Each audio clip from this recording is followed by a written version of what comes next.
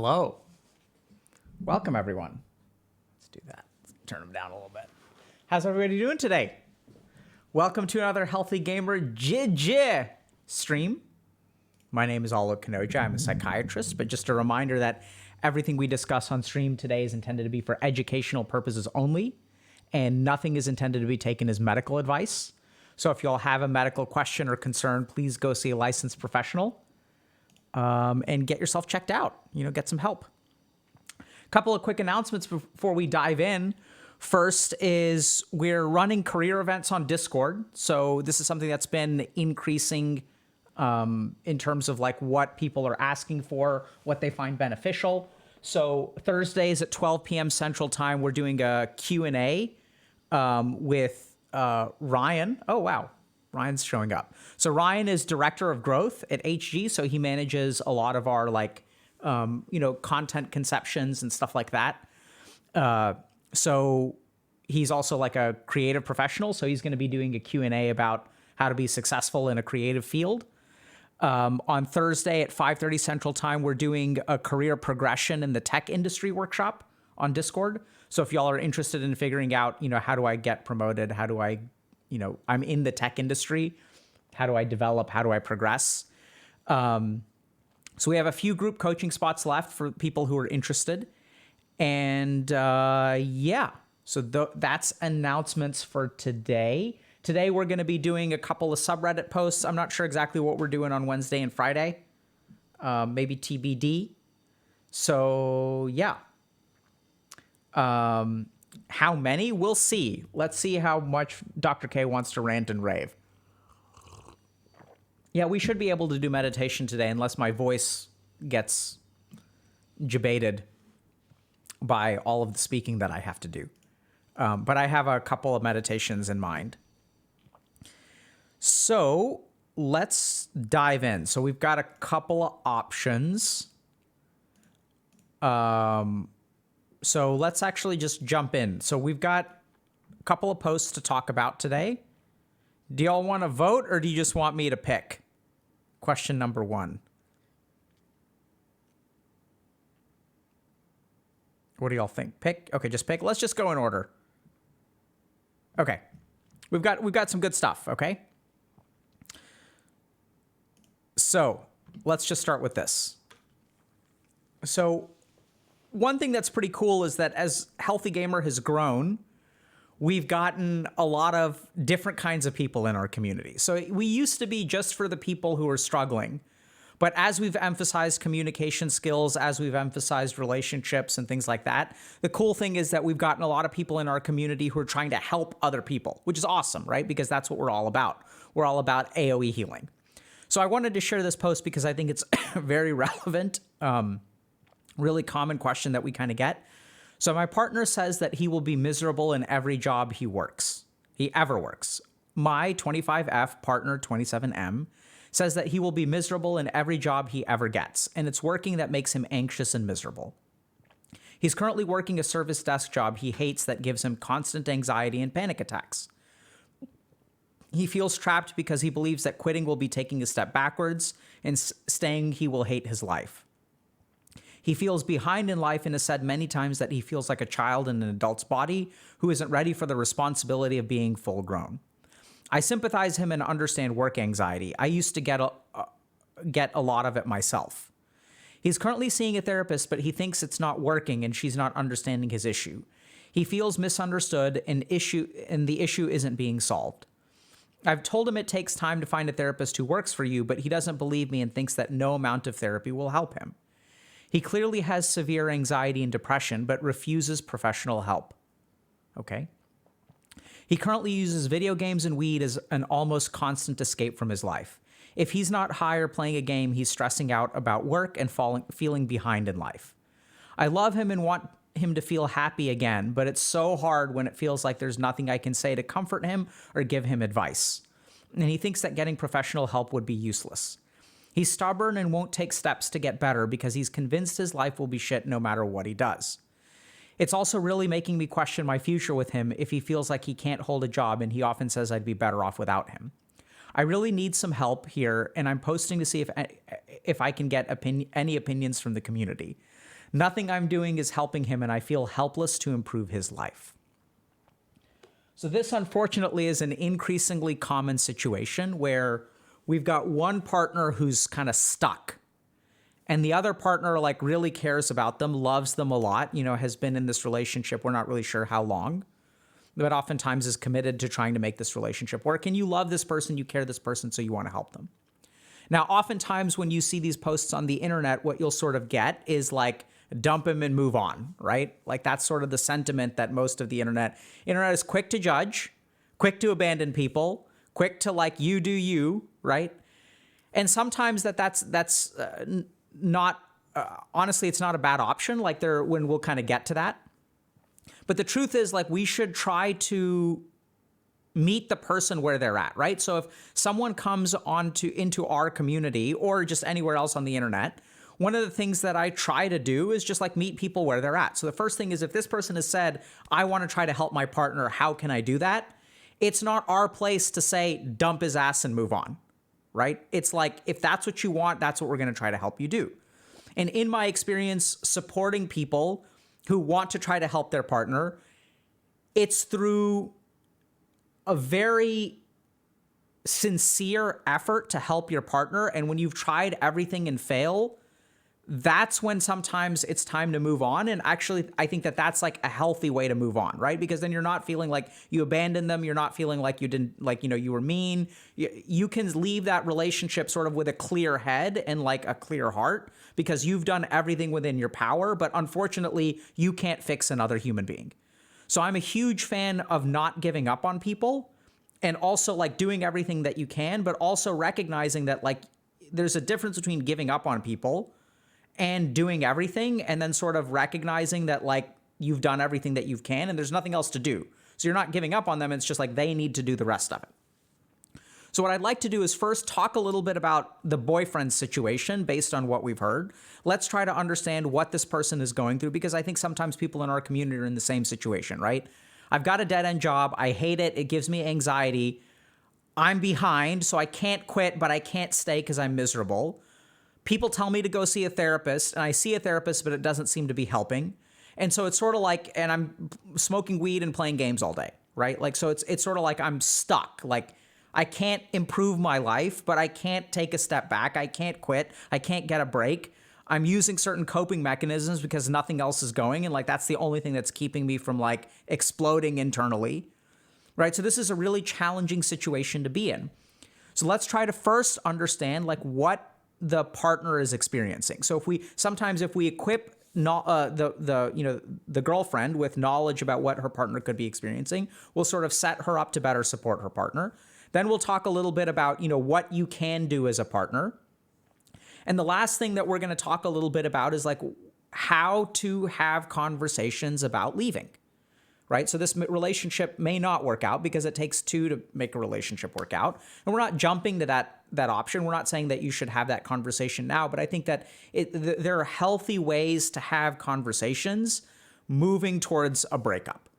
And the reason I call them healthy is because the reason we have those conversations, it's not that you decide to break up with this person. It's that you have a conversation where you signal to this person, hey, this relationship is not really working for me. This is what I'm trying to do to fix it. This is what I need you to do to try to fix it. And sort of how to have a breakup in a way that, like in a sense not protects you, but like that you can kind of feel good about yourself and also can give your partner some feedback so that hopefully even with the breakup, you're sort of helping them move forward in their life. Okay. So let's start by trying to understand the partner. So let's go through a couple of things that we're sort of noticing about the partner. Okay. The first is that he's 27. He feels like he's fallen behind. Okay. What are the other relevant details that y'all think about? What have y'all kind of pointed out? Okay. What have y'all noticed? Okay. So someone's saying mindset. So how do y'all think? Okay. So they've got work anxiety. Very good. Okay. Substance use to cope. Weed. Self-criticism. So the mindset we're going to refer to as self-criticism. Okay. So fallen behind, trapped. Okay. Therapist isn't working. Very good.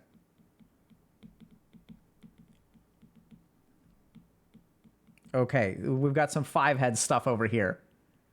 Learned helplessness. Right?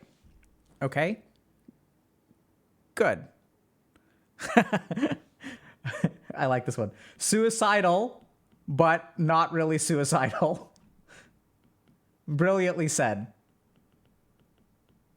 Right? Okay. Cycle of self-fulfilling placebo. So we're going to include that over here. That's correct. We're going to talk about that self. Okay. Right? So there's self-loathing. Okay, excellent. So I think this is pretty good. Like, y'all are doing really good. So I don't know if y'all noticed this, but we're changing what Dr. K is doing. So Dr. K used to just list all this stuff out, right? And then I'd walk you through it. But now what are we doing? We're asking chat. And chat is finding a lot of the right answers. Look who's learning, chat. Good job. Okay? This is everything that I have on my list and even more. All right. So let's talk a little bit about what's going on.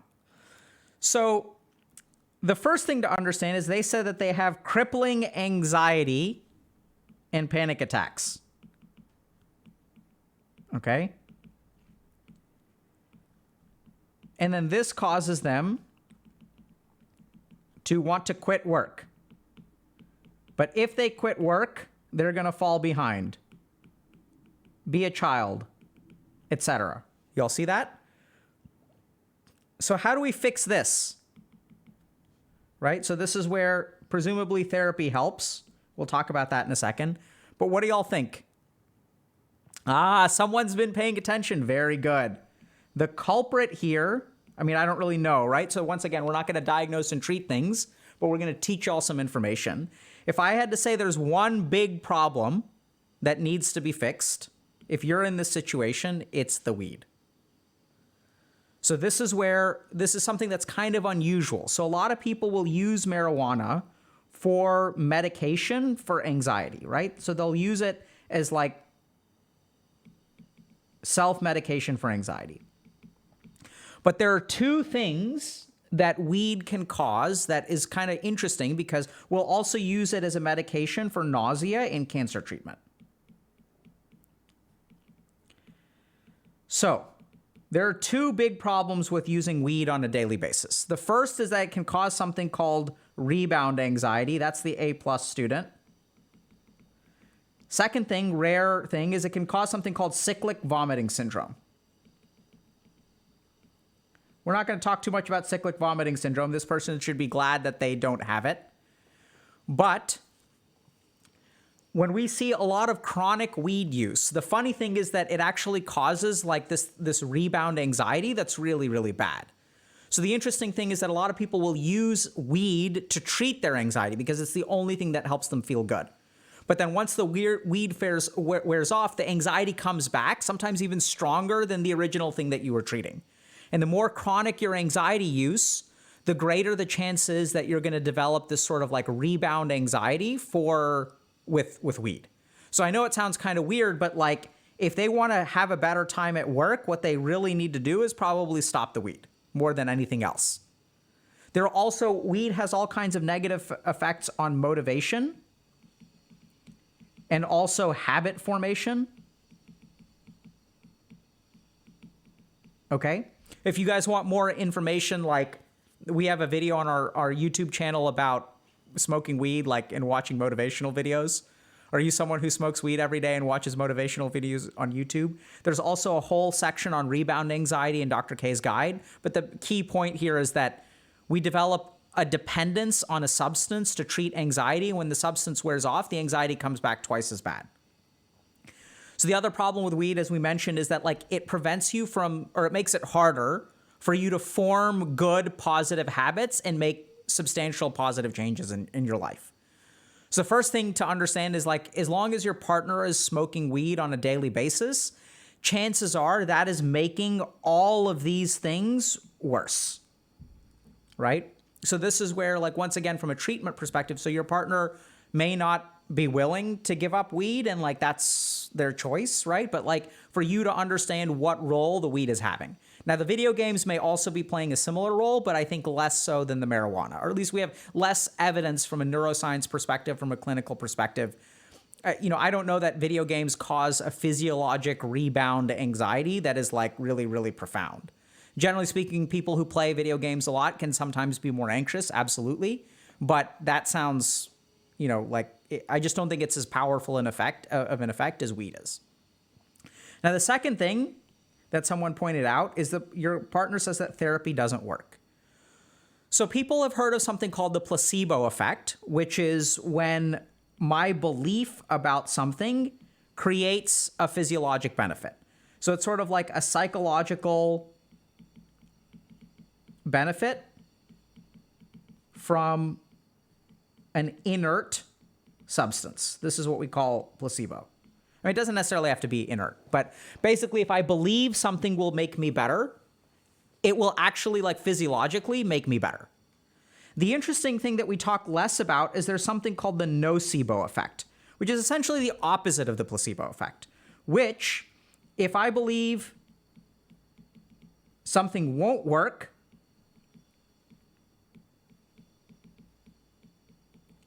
it actually won't work. Okay? So we see this actually a lot as therapists, where some people like don't believe in therapy. Oh, therapy isn't right for me. I don't need therapy. Therapy can't fix my problems. So people come in with this attitude. Chances are that the therapeutic effect of the therapy will actually be reduced. So the good news is that hopefully most therapists are trained to actually deal with this, right? Like I get a ton of people in my office who don't think that therapy will work for them. So like, I mean, not nowadays, but like back when I was working at a residential addiction treatment facility, very common occurrence. I get someone who's there for an alcohol addiction. And I ask them, okay, so what brings you here? Well, my partner said that if I don't come here, they're going to divorce me. Oh, okay. Like what? So do you have a problem with alcohol? Do you not have a problem? Oh, I don't have a problem with alcohol. I don't need your help. I don't need anyone's help. This is just something I'm doing to save my marriage. So I'd hear that kind of thing a lot. So it's like, oh, okay. So like, if there's nothing that we can do to help you and you're just here for 30 days to save your marriage, that's totally fine. Is there's like something productive we can work on, right? So like in order to make your partner, your husband or your wife happy, you have to meet with me 3 times a week for an hour. So what are we going to do? Like, you want me to bring a deck of cards? Like, you're here, right? So like, is there anything we can work on? So you kind of start to talk to them a little bit. Oh, well, everything in my life is great. Okay, like any work-related stress, any of these problems, those problems. You want to talk about marital stress and conflict? Oh yeah, like it's really hard. Like my wife is really not understanding. Oh, tell me about that. Like what's it like having a wife who doesn't understand you? What's it like having a wife who listens? Oh, it sucks. It's terrible. I hate it. It's like she doesn't listen. Tell me more about that. Oh my God, that sounds awful, man.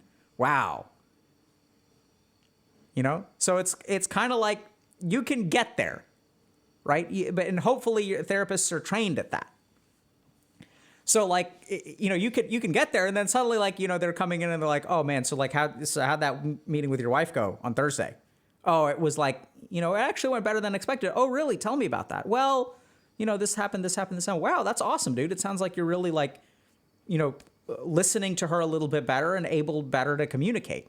I know that you're only here to save your marriage, but what do you think about learning some communication skills over the next 2 or 3 weeks, maybe patching things up so that, not only is she happy that you did your 30 days of rehab, but, after that, hopefully y'all can build some kind of positivity while you're here. What do you think about that? Oh, okay, well, we can give it a shot. I'm here anyway. Shrug, right? So you can do that.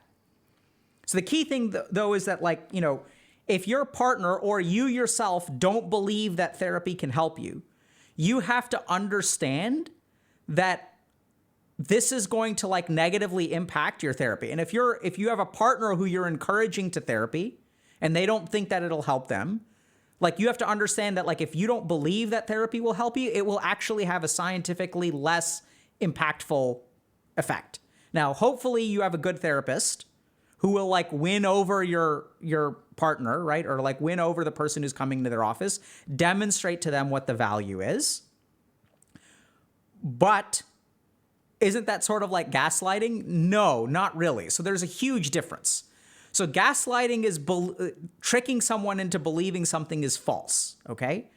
The way you trick someone into believing therapy is that you give them value from therapy that they were not expecting. right? And then you change their mind. So I'd say it's not like gaslighting at all. I'd say the best analogy is like, oh, hey, like try this, like this sandwich is really good. You should really try it. No, I don't like sandwiches. I don't like, so well, take a bite, right? Even if you don't like it, like, oh, I know you don't like it, just take a bite. You take a bite and you're like, oh, that's actually pretty good. You just get them to try it, right? And then they can form their own opinions. If they can't find value from it, they can't find value from it. But it's my job as a therapist to try to like demonstrate the value that I bring, especially when someone's coming, like, because they're coming, right? They're there to get help. So the first thing that I've got to do is convince people and make my case that I can actually help you, which is like one of the key parts of therapy is like you have to convince people that it's worth their time. And if I can't convince them, then, you know, maybe they don't belong there. Okay? So be careful about the nocebo effect. And now what can you do as a partner about the nocebo effect? The first is that there are a couple of other things that this person mentions. One is that they feel misunderstood. Okay? So if you feel misunderstood by your therapist, what should you do? What you should really, really do is tell your therapist, hey, I feel misunderstood, right? And then let's see if y'all can figure out what is the next question that a therapist should tell them. What should a question what question should a therapist ask next? Right?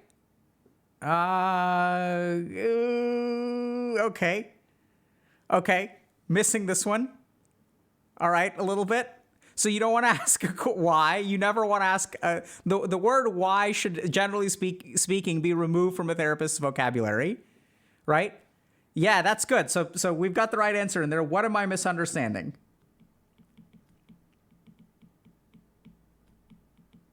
Okay. Right? So that's the communication tip. Never ask why. So why is that? Because why tends to have a judgmental connotation in our language. So this is different depending on what country you're from. But it's like if I ask you, like, why can't you stop playing video games? Why can't you stop smoking weed? Why don't you wake up on time in the morning? Right? I could ask, like, I could be genuinely wondering, like, oh, you know, but it sounds like an accusation. Right? So y'all see that? So it's not that it's actually an accusation, it just comes across that way. Right? Y'all see that? So, I mean, you can still use it. I sometimes use why, but you have to, like, you generally want to steer clear of it. But that, as a therapist, you want to just ask, you know, what am I misunderstanding? What am I missing? So help me understand, like, if I'm misunderstanding, I'm sorry. Like, can you please explain it to me? Okay? My therapist asks why all the time. Then, I mean, if you're working with them and they're good, like, that's fine. So remember that I'm a medical educator, right? So I'm faculty. So it's my job sometimes to, like, teach therapists stuff. So this is just one of the things that I've learned, that I was taught, that I pass on to people that I teach. So you can, I mean, there's no absolute, I mean, there's some absolute rules for therapists, but generally speaking, like, if your therapist uses why, it doesn't make him a bad therapist, right? In the court and judge and jury of Dr. K, like, different people use different techniques. They may be really good at asking it. I sometimes use why, but I use it later on in relationships. Once, like, they understand that, like, I'm not accusing them of anything and they can kind of tolerate that. Once I know that that's off the table, then you can ask why. Then it's very efficient. Okay? So you should just tell your therapist if you feel like you're being misunderstood. Now, this is going to be a problem for your boyfriend because this will probably send them into a panic attack. Oh, I can't tell my therapist that I'm being misunderstood. So if that's possible, you know, you can ask them, hey, what would it feel like to tell your therapist that you're being misunderstood? The other thing that you can always do is find a different therapist. And I make that sound like it's easy. But generally speaking, like, you know, you can also do both concurrently. So you can sort of say, hey, why don't we, like, try to find a different therapist? What do you think about finding a different therapist? And at the same time, like, tell your therapist that you misunderstand them. So you can talk to your partner a little bit about the therapy experience. But in general, if we want to understand, like, some of this stuff, the main thing that we're going to get to some of this stuff in a second. But the first thing is, like, be careful about the weed, because the weed could be a big, big culprit. Just as someone who's done a lot of work in addictions, it just feels like people who are chronically using substances are just playing a completely different game. Like, what's easy for them, what's hard for them, what they can handle, what they can't handle, their tolerance for work, their patience, their ability to like manage anxiety and stuff like that, the amount of anxiety that they experience just becomes night and day once you're sober. So I've seen this a lot, especially with like alcohol and weed, where like people just become different humans. Also opiates, but opiates is so much clearer. So alcohol and weed are the two that I don't think people realize like how negatively it impacts them. Like usually people who are, fucked up on opiates like recognize that they're kind of like screwing up their life and they're like not functional when they're using opiates. Whereas people think when they're using weed and alcohol on a daily basis that they're like relatively living life normally. Okay? So next thing. So these are just a couple of things that you need to hopefully will sort of help you understand your partner. So as a partner, what can you do? Okay. So the first thing that you can do is listen.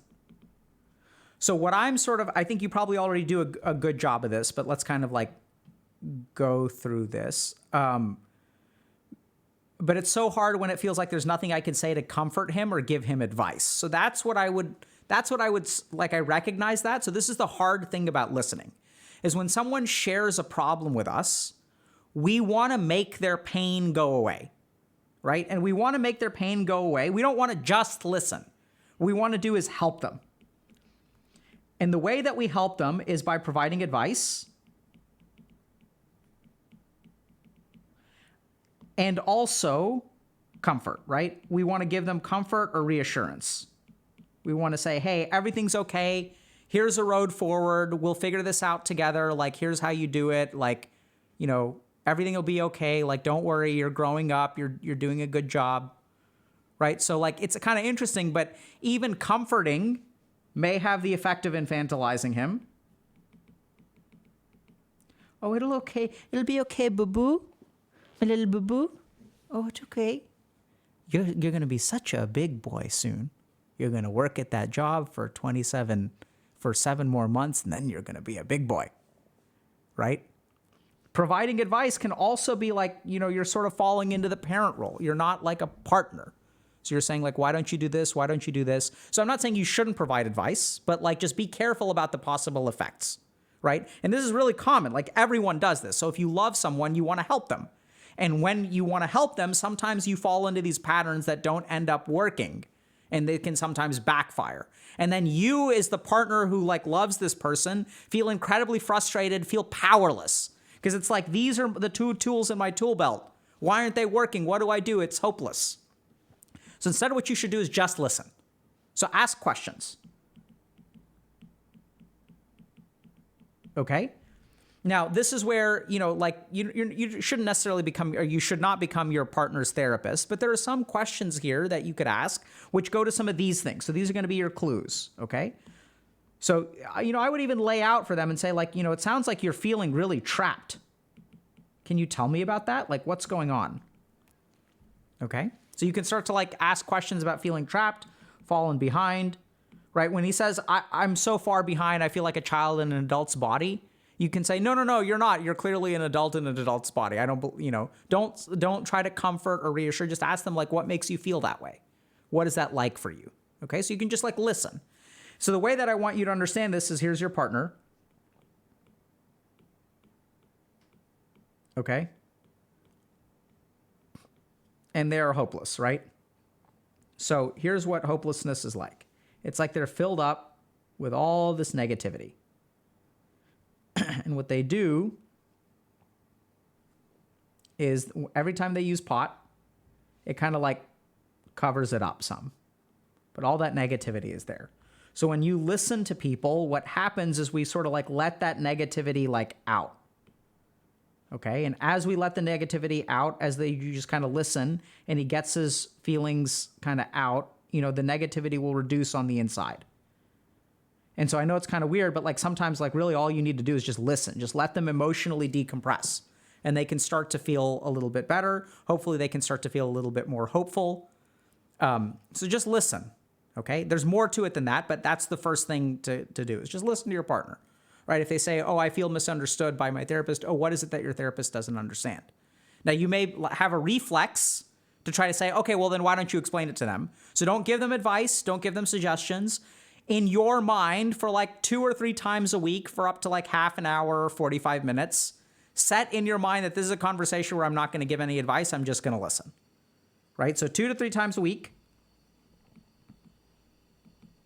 presuming you guys like talk like this, for 30 to 45 minutes, right? Just listen to what they've got to say if they've got to say something. Next thing that you can do as a partner is encourage some positivity. So we don't want to be like, how can I say this? Blindly positive. But what I'm hearing in this post is a lot of things that are wrong with your partner's life. So sometimes what happens in our mind is if our mind is like filled with negative thoughts that are just swirling, right? Like it just feels bad. So sometimes what we can do is we can like insert some kind of like positive thought in there, right? So what that just means like expressing gratitude, having a good time, like saying like, you know, everything here sounds awful, but what we want to do is like not have, you know, there's got to be some stuff in your life that's good. There's got to be some reason you're with him, and you can just dwell or talk about that, right? So you can sort of say like, hey, you know, I really enjoyed what we did this weekend. Like, what'd you think of that movie? Oh, did you see Dune? Like, man, Dune was awesome. I'm so glad we went. Like, what'd you think of the movie? Like, you know, you can just talk about something that's positive. It doesn't have to be to the exclusion of negative things. So like, I'd say like, you know, 1 to 2 conversations a week where y'all are dwelling on the positive. The second thing that you can do to encourage positivity is just encourage certain kinds of positive behavior. So this is where like, I don't know if y'all go for walks, but just like getting out of the house and saying, hey, let's go for a walk. And then he's going to say, I don't want to. And say like, hey, that's really important to me. Will you please come with me? Right? So just ask him. So like, we'll get to that in a second, but encourage some kind of positive behavior, because right now there's a cycle of, I don't know, like video games, weed, terrible work, and panic attacks. So you just got to break that up with something else. So like, I would try to go for a walk if you can. I don't know where you live. I don't know if it's safe to go for a walk, you know, like, but I just go for a walk like once a week, twice a week. And then like afterward, you can express gratitude, say, hey, I'm really glad you did that. We did that. How did that feel to you? And they can say, oh, it was okay. It's like, cool. You know, so try to do that a couple times a week. Next thing that you can do is let him help you. So one of the things that's really interesting is if you look at people who are stuck, oftentimes they can help other people even if they can't help themselves. And we see this a lot in like addiction and recovery, where once you start on the path of recovery and you start helping other people, it like really helps you like grow as a person. So like, even if he can't help himself, so this is why I would, you know, ask him for the walk. Like you can frame that as something that you need him to do for you. So that's going to give him like the opportunity to, first of all, like step up and do something in the relationship, right? So he's going to feel like less infantilized. He's going to feel like he's contributing. He also like makes the world a better place and like helps you out in some way. You should also always express appreciation afterward, but let him help you. Ask for his help if you need his help with something. Okay? You can say, hey, like, I really need to get out of the house. Can you please take me somewhere? Right? So if like, depending on what your gender dynamic is, you can just like take me somewhere. Right? So, and like let him kind of figure it out and stuff like that. And so that can actually be really good. But giving him the opportunity to help you can actually be very, very healthy for him. So, and then at some point, you know, if you want to, you can try to talk to him, but this is really more for a therapist. You could talk to him about the therapist, right? Help me understand what's going on there. Like, do you want to try switching? I know you don't believe it'll help you. Oh, by the way, speaking of the positive, you can also highlight a couple of things that are actually big wins here. So this post looks like a bunch of losses, but there are things that are wins, which even if you share with him in that moment, he may swat them away. So be prepared for that. But remember, if you're trying to help another human being and they swat away some kind of positivity, it doesn't mean that it doesn't have an effect. It's just reflexive for them to swat it away, right? But like, it'll still have some effect. You know, it's kind of weird, but that's just how our mind works, because his mind is trapped in this cycle. So anything positive that you try to do, he'll kind of like knock it away, but it still lands in some way. So it's hard to describe, but this is just something, once again, from my experience, I've come to understand, is that they might not consciously, like, it may not make a difference to them, but subconsciously it can absolutely have an effect. So a couple of things. The first is that they've still got a job.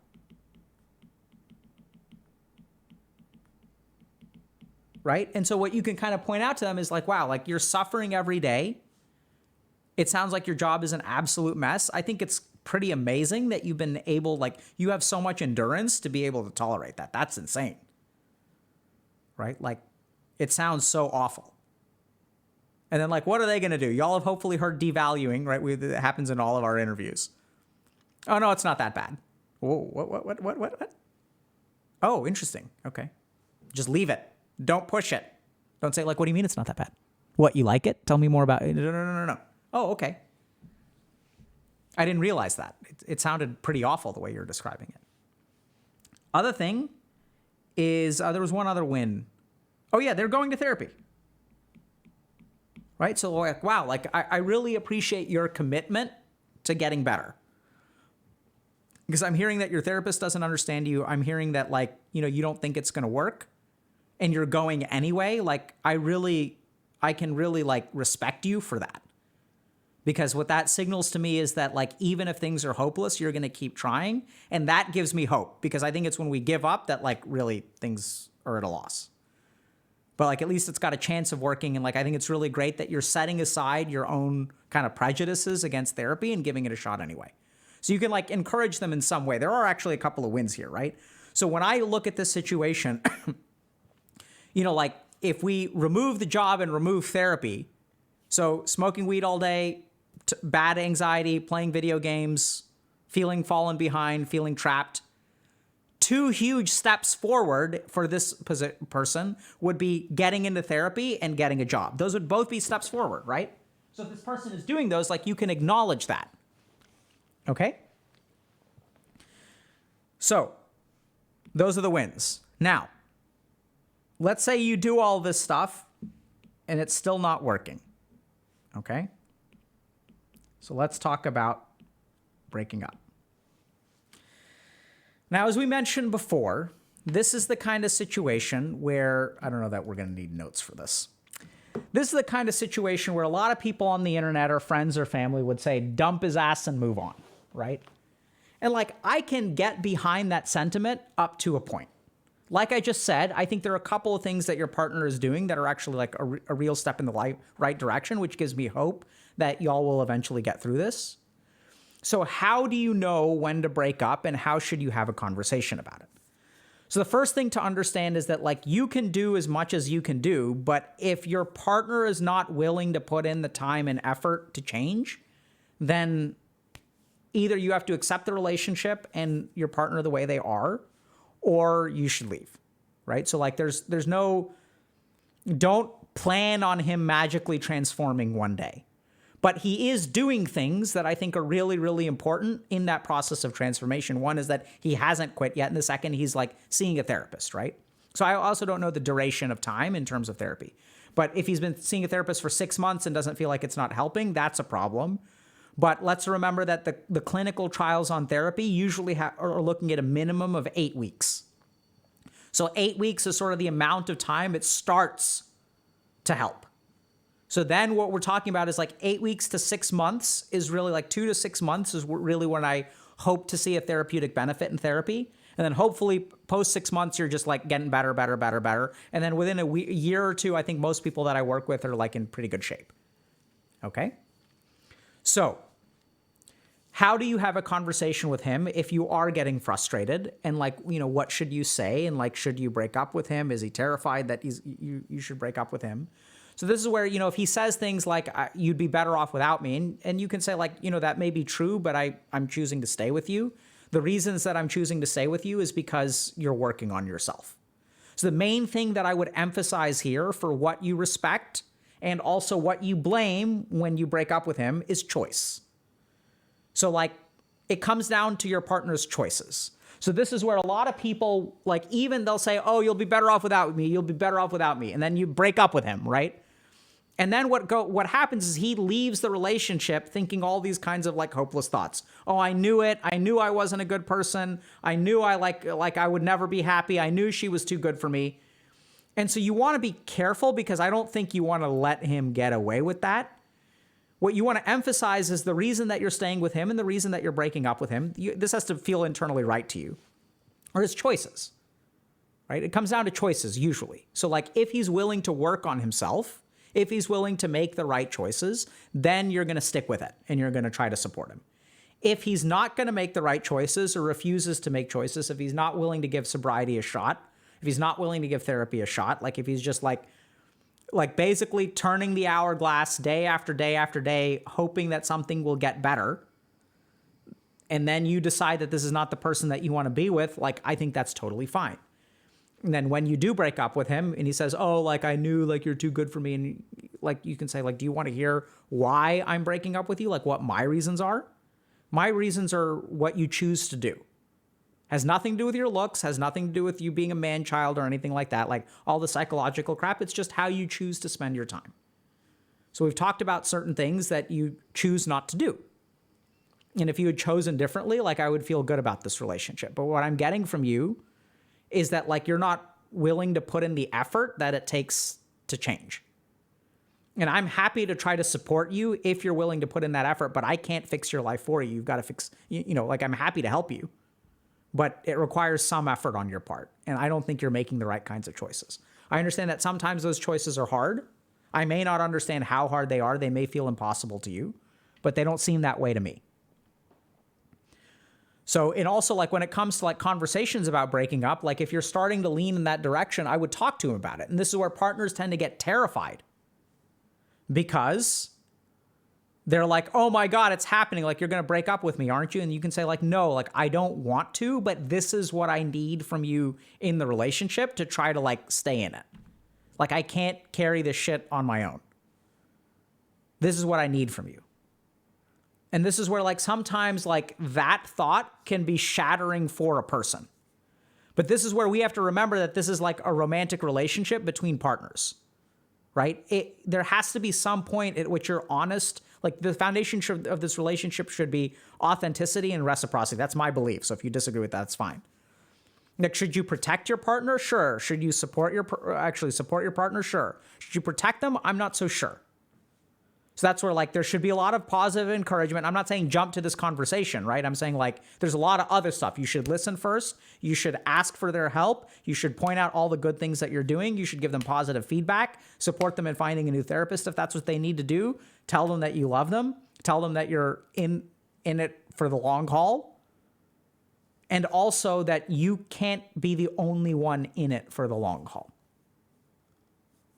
Right? That they have to choose to try to do particular things. And even if they don't want to make your choices, that's okay, right? Because we don't want to necessarily be controlling and say like, oh, you need to do X, Y, and Z. Like maybe with weed, or if there's some things that are very significant that, is like a deal breaker. But generally speaking, if he says, oh, I don't want to give up weed, then you can say, okay, what else are you going to do? Like I'm on board with a plan, but tell me what that plan is. Tell me what you're doing to try to get better.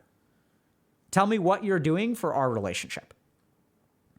And I know that that can feel like a lot for some people, and it may be a lot for some people, and those people may not be ready for a relationship. Because the whole point is that you don't want to preserve the relationship by infantilizing your partner, because then you're just going to be like resentful, and it's like they're not going to grow anyway, right? Like people have to grow in relationships. That's a big thing that people don't get, is that, when you start dating and you're 21 and you're both 21, that relationship is different from when you're both 25. Like y'all have turned into different people. So the relationship has to evolve and change. So I would really emphasize choice and really think about choices. Like, is he making the effort to try to put his life back together? And if the answer to that is yeah, I think it'd be nice if you stuck with him. You don't have to, right? It's your life. And at the same time, like if he's not willing to put in effort, like you can bring a horse to water, but you can't make it drink. And so like you can try to find him a therapist, you can try to do this, you can try to do that, but if he's unwilling to have conversations with his therapist about how he's feeling misunderstood, if he's unwilling to consider sobriety or talk about sobriety if it's causing all these problems, right? Like if he's unwilling to do that stuff, and sobriety is a big one. Because this may not be rebound anxiety, right? We don't really know. But like, I think at the end of the day, it comes down to choices. And in that way, like, hopefully if you do break up with him, you can feel good about what you did, right? You can feel good about, and this isn't just like an excuse to like live guilt-free. No, this is about being a decent human being and recognizing that like I did what I could and I can sleep at night because I did what I could. Like the goal isn't to like necessarily avoid guilt. It's like, I'm going to be a good human being. I'm going to be there for my partner. I'm going to try to support my partner. And also like, I can't fix their life for them, right? That's the role of a parent. That's not the role of a romantic partner. Questions? So just to wrap up, really common scenario that we see thankfully in this community, which is awesome, right? So we want to help people that we love. It's fantastic. Sometimes the people that we love are struggling, really bad anxiety, on the brink of quitting, panic attacks at work. If they quit, they're going to fall behind. They're going to feel pathetic about themselves. Smoke weed every day, play video games every day. Try to go to therapy. Therapy doesn't work. It'll never work. I'm so broken. It can't help me. But he's still going. So what do? First, understand him a little bit. Second thing, think about how you're going to interact with him, right? Listen to him. Don't necessarily solve his problems for him. Because like, let him put his big boy pants on and solve his problems himself, right? That's going to give him self-respect. So don't solve his problems for him. Support him in his endeavors. You also want to be a little bit careful about, how you encourage positivity. So point out that not everything in your relationship is a loss. And when good things happen, appreciate those things. Ask for his help. That's sort of like the secret technique. When someone's feeling really, really bad about themselves, oftentimes they can help you, even if they can't help themselves. It's part of the reason why altruism is like a thing, right? It's really cool. That being a good human being is like good for your own mental health. Next thing is, at some point you're going to probably have conversations about your relationship, which could be moving towards the direction of breaking up. And generally speaking, I think the best reason to break up with someone is because of the choices that they make. It's not because of how they look. It's not because of their luck. It's not because of their health. It's the choices that they make, right? Because that's really the only thing that's in their control. And even if you break up with him and you say, I don't think you made the right choices, you're at least leaving him with the seed that this was something that was in your control and you screwed it up. Which, doesn't that result in shame and stuff like that? Sure. But that's the truth, right? That's life. Like, we have to hold people accountable for their actions on some level. Right? We may not understand them fully, and we don't want to like judge, but at the same time, like, we want to give him the message that, what I fault you for is your choices. And then they feel devastated because I screwed this up. And it's like, yeah, you did. Right? But that also means like, you can't have the power to fix things unless you have the power to screw things up. Like, the power is the same. It's one and the same. So you have to accept responsibility for your actions. And if we chalk up your circumstances to things that are not your actions, then that stuff is out of your control in the first place. So you want to give him responsibility or not? If you want to give him responsibility, you have to hold him accountable to that responsibility. And may it hurt him? Sure. But that's part of the process of becoming an adult, like, right? Is like recognizing that you have power and you can make good choices and you can make bad choices. Questions?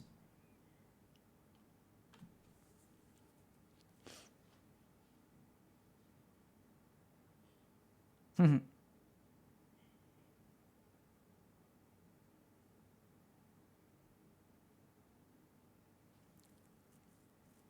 Okay, so someone's saying, my girlfriend is struggling with some mental health stuff, suicidal issues. I don't know if I really love her anymore and I have a crush on someone else. I think I'll feel like a POS if I leave her because I still care about her.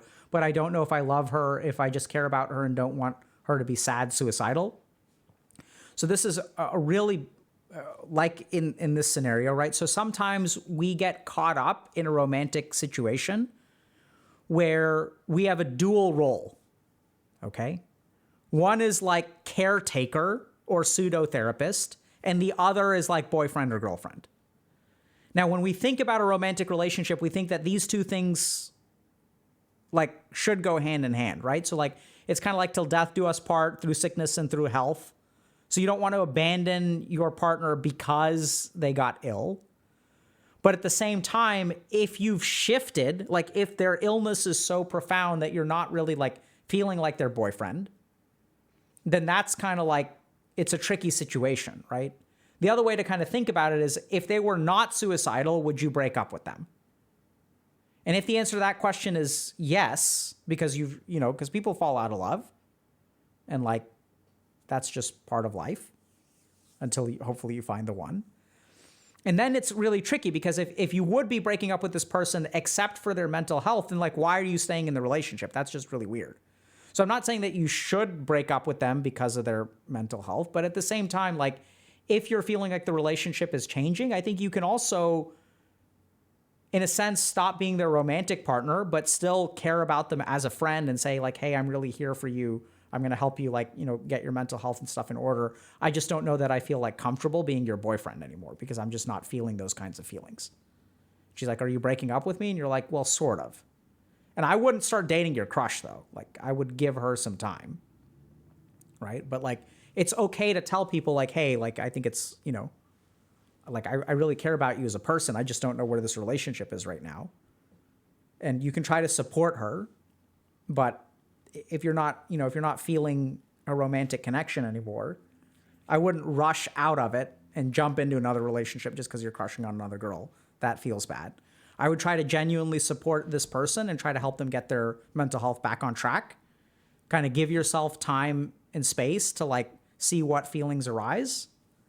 But so I wouldn't abandon them, but at the same time, you don't have to stay in a relationship that you would have left a long time ago because your partner is like kind of suicidal. Right? Like a romantic relationship is not treatment for suicidality. Mental health treatment is treatment for suicidality. And sometimes the two can get really conflated and you can feel really guilty. Sometimes you should listen to those feelings. I'm not saying you should dump your partner and start dating the crush. Like that feels like an ass kind of thing to do. So I'd give it some time and definitely try to help her. Don't leave her hanging. But you can also like take a step back from some of the romantic aspects of the relationship. Like don't have sex. Right? Like say like, gotta give that up if you're transitioning out of a romantic relationship. I think anyway. People may disagree. Seems to complicate things immensely.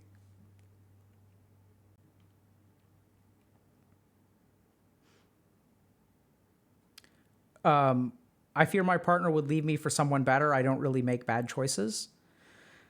Well, that's their choice, right? So I don't know why you think that other people out there are better than you are. And if you're making good choices, then your life is probably on the right track. And if your partner wants to leave you for someone better, let them. And then you're going to continue making your good choices. And then you'll run across someone who will respect you for the person that you are and respect the choices that you make. If your partner wants to leave you for someone better, right, you're going to be the best human that you can be. And the partner that you want to end up with is the one that recognizes that. Not the one that you try to trick into staying by, changing the person that you are to try to avoid them from like finding someone else who's better. Like you be the person that you are, you be the best version of yourself. You try to grow as a human being. And as long as you're trying to keep your partner from leaving you, like you're not a jailer, right? Like your partner is not a prisoner. They're free to go anytime they want to. Relationships are based on choice. And so you just be the best human being that you can be and let them choose to stay with you or not stay with you. Someone else is asking, my therapist only has counseling every 3 weeks. I have a feeling I'm not getting anywhere. Am I FOMOing or is this a legit worry? I'd say that's a legit worry. So if you look at, so people say that therapy is effective, right? So it does things like reduce symptoms of depression and anxiety and even like improve schizophrenia and things like that. So when we make that claim, it is based on a certain dosage of therapy. So generally speaking, the clinical trials on therapy are 1 hour a day, once a week, for a minimum of about 8 weeks, and we're usually looking at months. So let me put it to you this way. If you had pneumonia and you got prescribed an antibiotic, and let's say you get prescribed azithromycin, okay? So you're taking 500 milligrams a day. If you suddenly start taking 500 milligrams every 3 days, if you're using the dose at a third of what the recommendation is, you're not going to treat your pneumonia. So there's a certain effect size that is, generally speaking, necessary for therapy. I think I'm a bit rusty. I mean, there are, cases of brief psychotherapy, for example, like brief intensive psychotherapy. There are also cases of once a week psychotherapy, once a month psychotherapy. Generally speaking, as a clinician, I'll see people once a week for an hour until they get into a good place, and then we can start spacing things out. Okay, let's check in every 2 weeks. As they start to learn coping mechanisms, as they start meditating, they start to get better at communicating, then they don't need to see me as often. So it just depends. But generally speaking, if you're not getting better and your dosage is small, I'd up the dosage. Do you know if meditation can cause mental disorders, trigger a psychosis or something? Yes, absolutely. There are scientific studies of that. I will just show you quickly.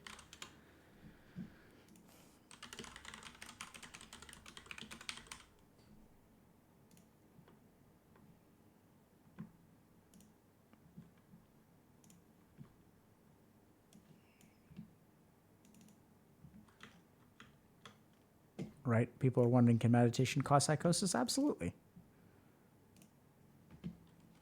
Right? So this is a paper from 2007. I'm sure there are other case reports, reviews, things like that. So I think this is a good conclusion. Meditation can act as a stressor in vulnerable patients who may develop transient psychosis with polymorphic symptomatology. The syndrome is not culture-bound, but sometimes classified in culture-bound taxonomy like Qigong psychotic reaction. So can meditation cause psychosis? Sure. Anything that can help you can hurt you. Right?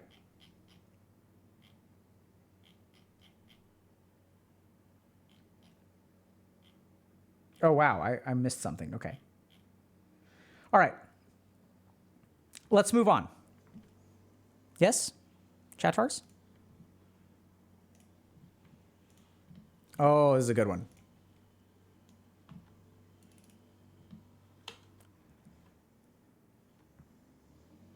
This stream always makes me feel worse. Is that bad? Yes. I don't know why it's making you feel worse, but you don't necessarily need to do things that make you feel worse.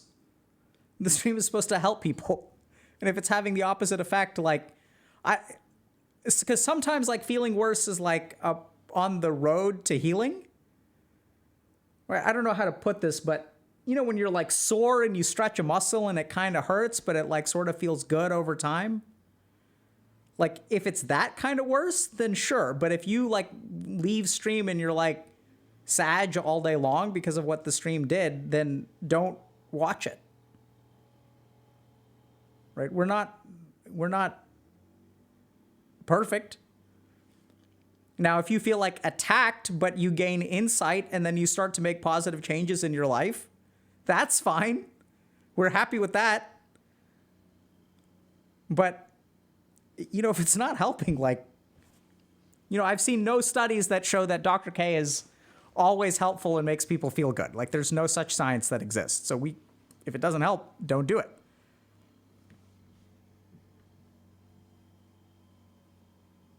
I mean, I'm not saying just leave, but, someone's asking, how do you stop repressing? Okay, look, we're going to get to this post in a second. We're going to talk about this. Don't stop repressing, okay? Repressions are there for a reason. And when you're ready for it, then it's time to open the Pandora's box. But, there's a reason. So remember, most of the stuff that your mind does is good for you. Right? That's the way it's developed. So I see this a lot with people who have trauma, and there are even studies about this. So there was a study, not one, many studies that have been done on brief intensive processing after traumatic experiences. And so a group of psychologists who were we're going to save the world, went to some trauma-stricken Sudan or something, and they were let's process your trauma, baby. And they were tell me about how much you were starving and tell me about what happened. And oh my God, what is it like to starve? And then what happened? And then what happened? Turned out that they re-traumatize people. Right? So we've stopped doing that, thankfully, as a profession. I don't blame those people. They thought they were doing the right thing. They were smart. They did research. They respected their results. They did not conduct scientific misconduct. They didn't lie about it. They're oh, this was a mistake. We should stop doing this. Awesome job. Good job, psychologists. Your attempt to help the world actually hurt it, and then you owned it, and then you told everyone else, hey, we need to stop doing this.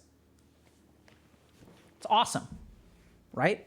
So we learn. That's what we do with science. So if you're repressing things, don't just go and unrepress them.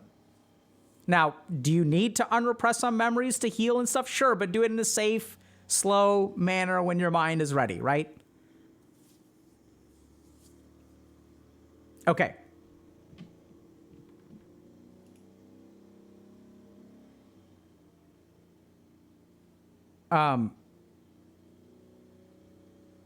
Okay.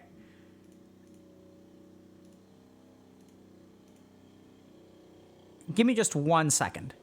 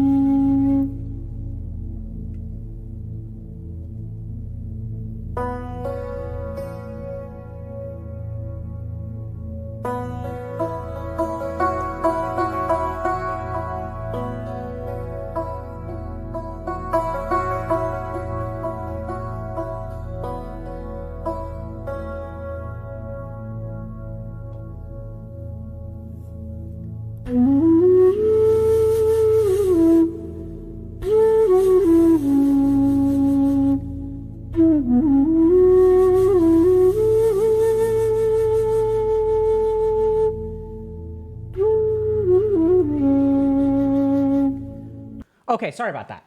There was like, I don't know, did y'all hear that buzzing?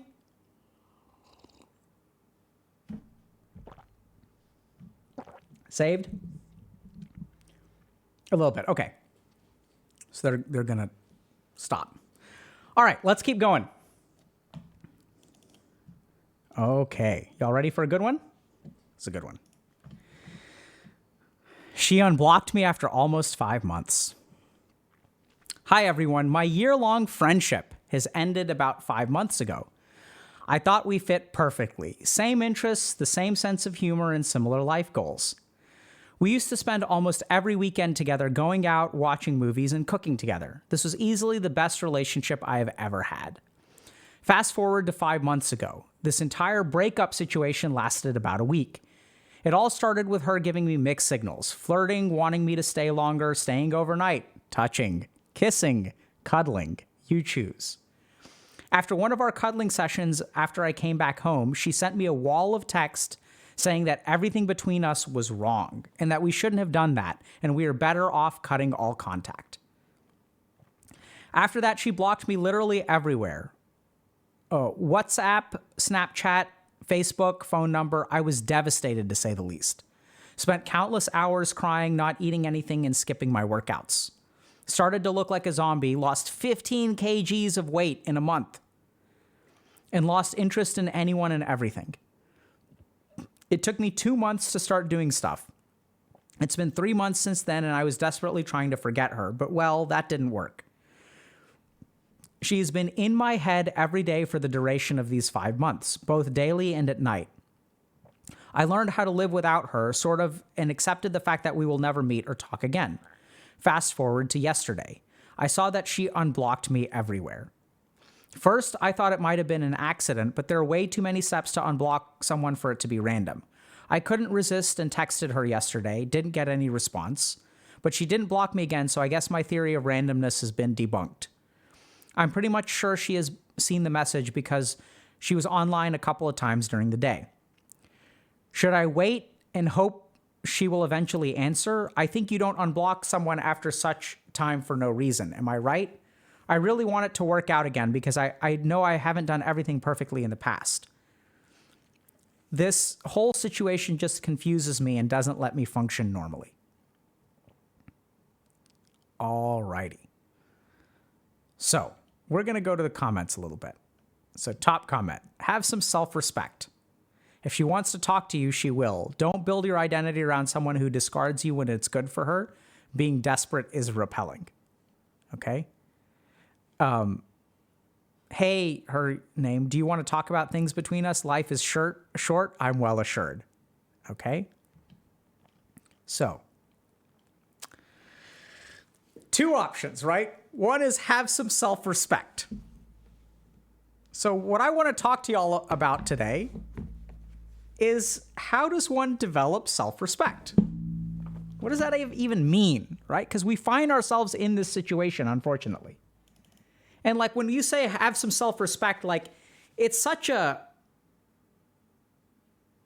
damning judgment, right?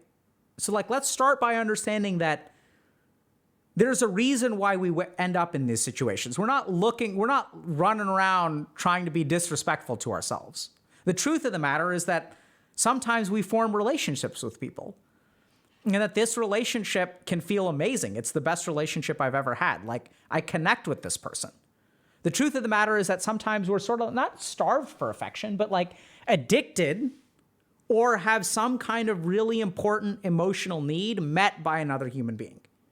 We can feel loved. We can feel enjoyable. We can feel like, oh my God, this is amazing. I enjoy spending every moment with this person. That's not a lack of self-respect, right? That's like being in love. That's not a bad thing. And then something can happen. You know, this person blocks you after sending you mixed signals and stuff. That sounds quite traumatic. And when we get something pulled away from us traumatically, like when something is really great in my life, and I really enjoy hanging out with this person. We watch movies. There's also kissing, cuddling, like it's moving in the right direction. I'm getting a little bit excited, like where is this going to go? Like I'm not really sure. And then suddenly like this person is taken out of our life and we've been with this person for a year, like they've been our best friend for a year. It's absolutely traumatic. And we always want to like go back to what we've lost, right? And this is not something, I mean, this person isn't pathetic or anything like that. I really don't believe that. Because you have, you know, kids who do this with parents all the time, where parent is withholding of affection. Doesn't tell my kid, I love you. Or, you know, we have the typical Asian parents, no racial offense here, but I recently stumbled upon Asian parent subreddit. But, you know, there are a lot of stories in there about like parents who withhold affection unless you get A+ and are the smartest kid in the class. And despite the fact that these people hurt us, we are wired to try to get them back, to try to win them over. So it's like it's a reasonable situation to be in. But, you know, there's something that kind of like resonates with like have some self-respect. So we can say that, right? I'm not saying, I mean, that was the up top comment. The other comment was good too. It's like, hey, try to talk to her, try to resolve things, right? Like communicate. That's what we do at HG. We engage with our problems. But then the problem is that like no one ever tells you like how do you get self-respect, right? Have some self-respect. It's like, oh, shit, I forgot to pick. Oh, let me like go to Home Depot and pick up. Oh yeah, self-respect. Where can I find? Oh, aisle 2. Let me go pick that up. Okay, now I've got it. Easy, done, fixed, saved. So how the hell do you have self-respect? Like where does self-respect even come from? What is it? Okay. So the first thing to understand is that when you're in a situation like this and people say have some self-respect, understand what your emotional needs are, which are like completely legit, okay? Just like you met this person and is it a she? I'm not even sure. Let's assume heteronormative for a second. I think we did, right? Yeah, she unblocked me, okay. So like that's normal for you to want that, right? You want everything that you've had before. So when we lack self-respect, what we tend to end up doing, in essence, what a lack of self-respect is chasing after happiness from another human being at the cost of ourselves. So we're looking for a benefit from another person. And we are willing to sacrifice our dignity to get that benefit, right? So like, I'm willing to do whatever it takes to get this job. I will do your dry cleaning. I will take out your trash. I will plunge your toilet for you if you need to. Whatever it takes to win you over. So we sacrifice of ourselves to get happiness from another person. And so why do we call this a lack of self-respect? Because now this person is thinking, oh, she unblocked me. Let me message her. Should I do this? Should I do this? Should I do this? And what it is this person is addicted to what the other person provides. right? So they're willing to debase themselves. I'll message her again. I mean, they're not willing to do this, right? Because it sounds like they sent one message. They're being very introspective. They're reaching out for help. They're doing everything right. This is actually really awesome. But when we think about the classic person who has no self-respect and comes crawling back, right? Because she really hurt you. What she did was not okay. Like kissing you, cuddling you, then blocking you for 5 months without any kind of explanation is not an acceptable thing to do as a boyfriend, girlfriend, or friend. It's not an acceptable way to behave as a human being. She may have been feeling anxious. She may have been feeling confused and all that kind of good stuff. So generally speaking, when people say have some self-respect, what they're pointing out is that you are letting other people mistreat you. You are letting other people do things that are unacceptable, and you are not holding them accountable. Why don't we hold them accountable? Because we want what they're selling. I want to see those movies again. I want to cuddle again. I want to talk again. I want my partner back. I want my best friend back. And so I'm willing to sacrifice whatever it takes to get them back. That's when your self-respect goes. So what is self-respect? How do you get it?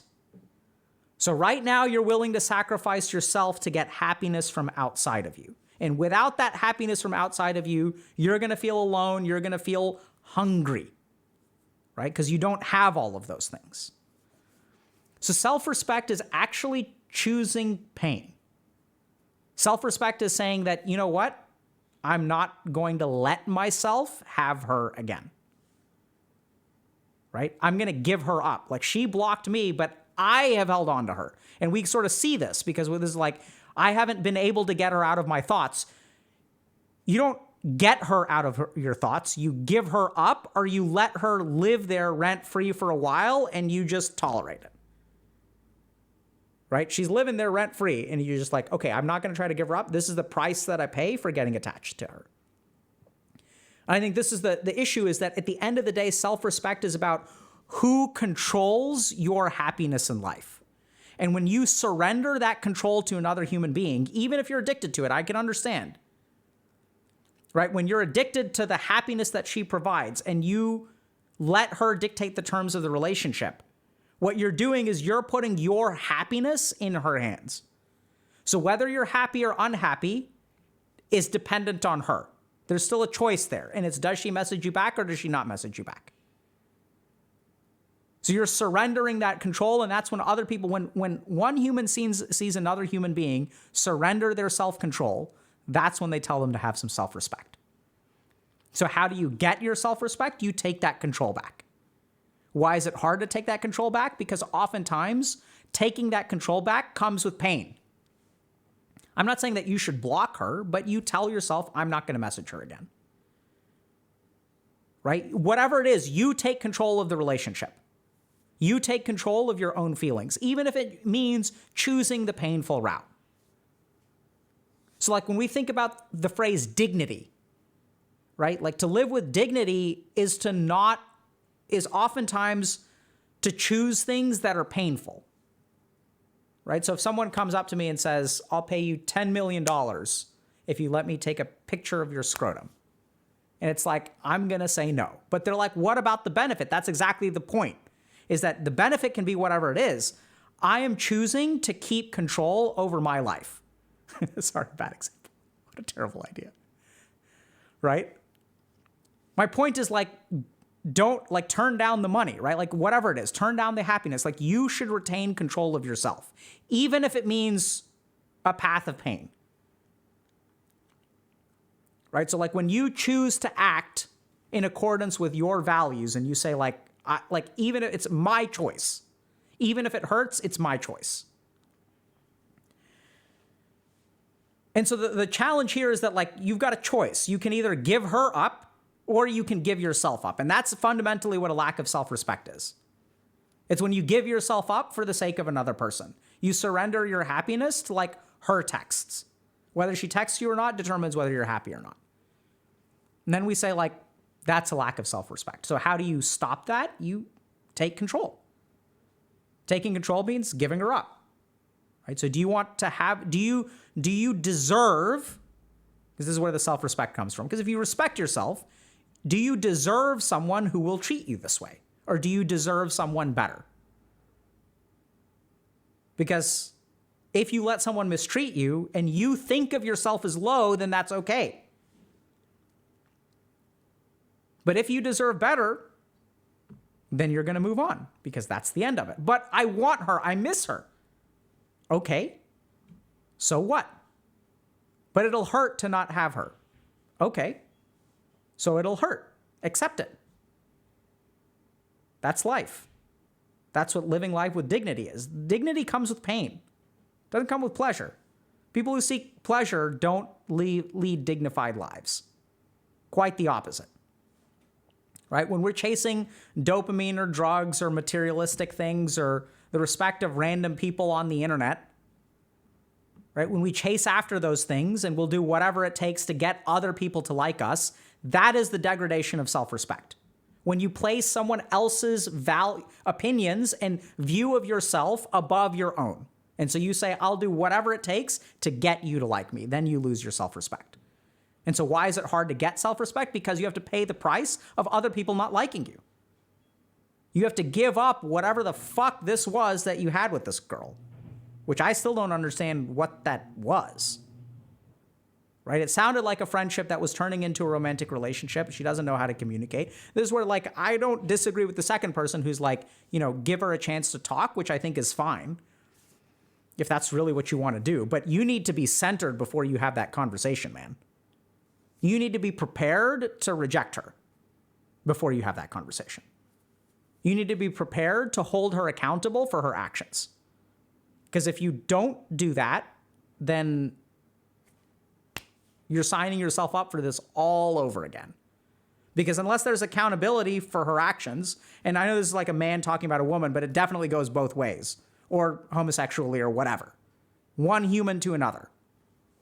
If someone treats you wrong in a relationship, you need to be prepared to hold them accountable. And if you don't hold them accountable, don't expect the behavior to change. And so then, like, you know, you're going to come groveling back like, you know, I understand why you do it. I don't think less of you for doing it, by the way, which I know sounds weird. Because, like, that's a need that we have, right? We're addicted to that love. We're addicted to that warmth. We really want it so bad that we're willing to sacrifice anything. That doesn't mean that we're pathetic. That just means that that's some damn addictive relationship stuff there, right? So we need to respect that as external observers. We need to respect that this person's choice is actually very hard. It's easy for me to say, have some self-respect, man, when I'm not the one that was cuddling with her, right? I'm not the one that was watching movies with her. I don't know any of that benefit. I'm watching movies, cuddling with her. So we're all willing to debase ourselves for like some of that sweet, whatever the hell that is. So have some compassion for randoms on the internet who are like making bad choices, right? It's not easy to make. Why do people make bad choices? Because they're easy. That's why we make the bad choices. Because they're the easier choice. Well, we're going to blame these people for making bad choices. We're making them right and left, center all the time. So how do you get self-respect? It's simple. Choose the path of pain. Give things up if they don't make you behave in a way that you are comfortable with. Don't let people mistreat you, even if they're like crack cocaine, right? And that's like literally what we see with like drug addicts, is that they will be willing to debase themselves to get that next fix. And that's just a drug. What if it's like love and cuddling and movies? Like, holy crap, man. That's just not a hit of dopamine. That's like feeling loved, y'all. That's what this person has to give up. That's the price of self-respect. So it's a hard choice to make, don't get me wrong.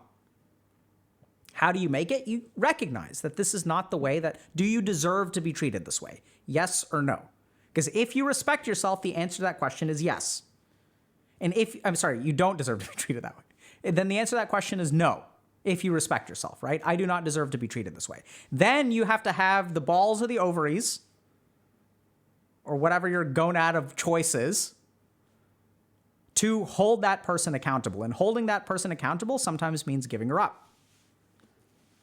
Does it mean blocking her? Sure, if that's what you need to do. Does it mean a conversation? Sure. Does it mean a conversation where you say, hey, by the way, what you did was kind of fucked up. It really hurt me a lot. I'm incredibly angry with you. Oh, I'm sorry. How can I make it up to you? Invent a time machine, go back in time, and don't do it. But I can't do that. Yeah, the hurt that you sent my way is irreparable. It's done. Right? Like not all hurts can be repaired.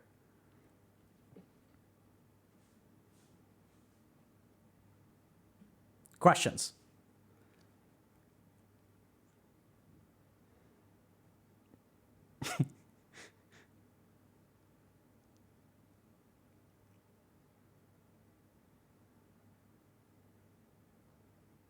So someone asks, so if she asks, why are you telling me this? To get my emotional needs met.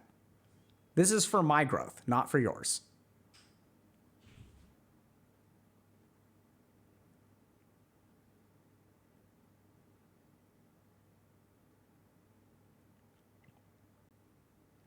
So like, look, people are saying base Sigma Chad move. Look, y'all, it's just respect yourselves, right?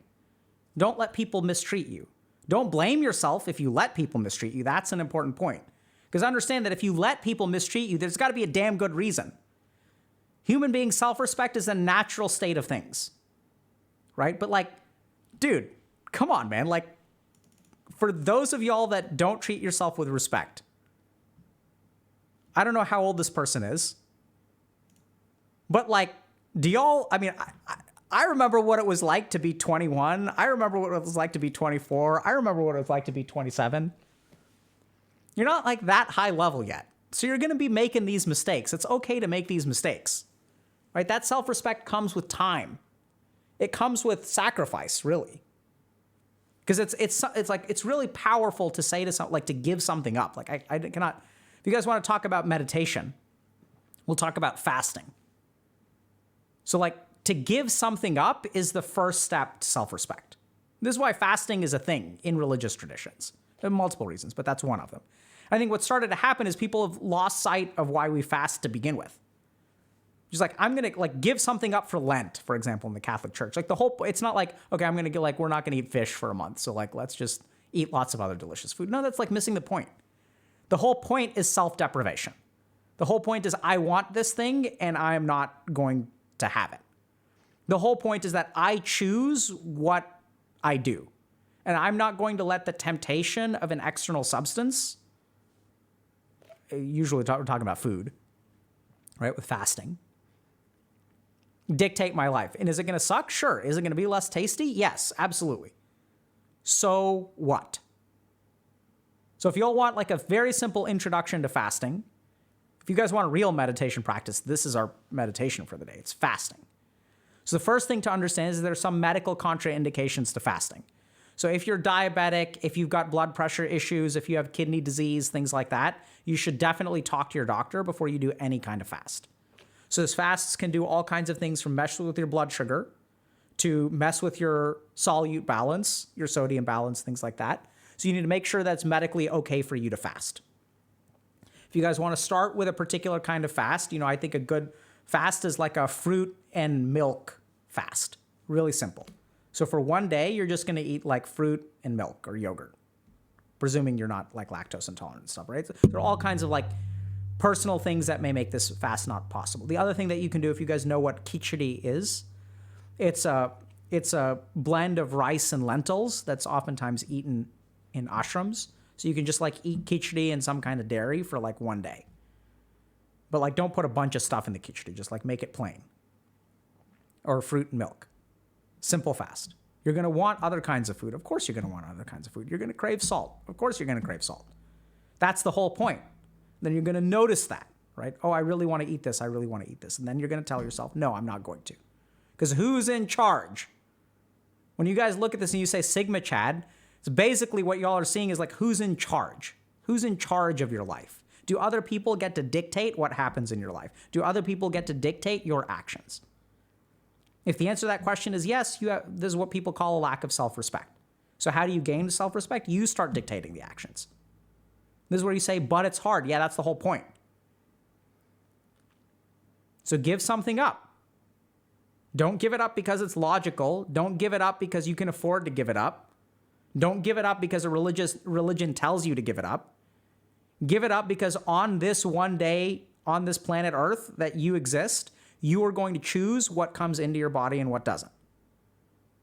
And on that day, like, it doesn't matter what you want. You've made a choice, and your body and your mind are going to get the fucking line.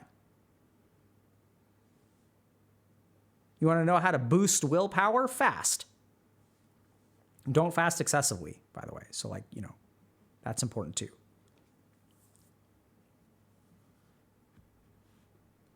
It ain't easy, but it's important. Questions? Or a cold shower, even if it's annoying. Absolutely, right?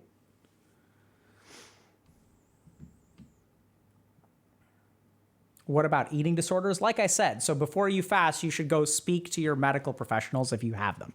If you have an eating disorder, you should talk to someone before fasting. Because once again, so I've worked with people with eating disorders, right? So when you fast and you have an eating disorder, you're doing the exact opposite of what I'm telling you to do. You're giving into your mind, right? Because your mind is telling you fast. Just like your mind, for the average person, the mind is saying, eat a Twinkie.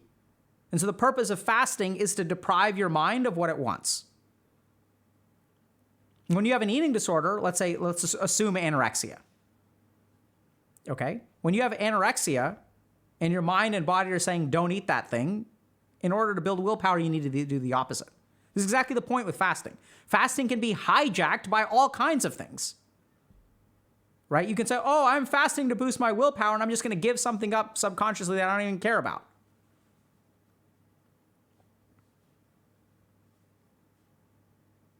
Get it?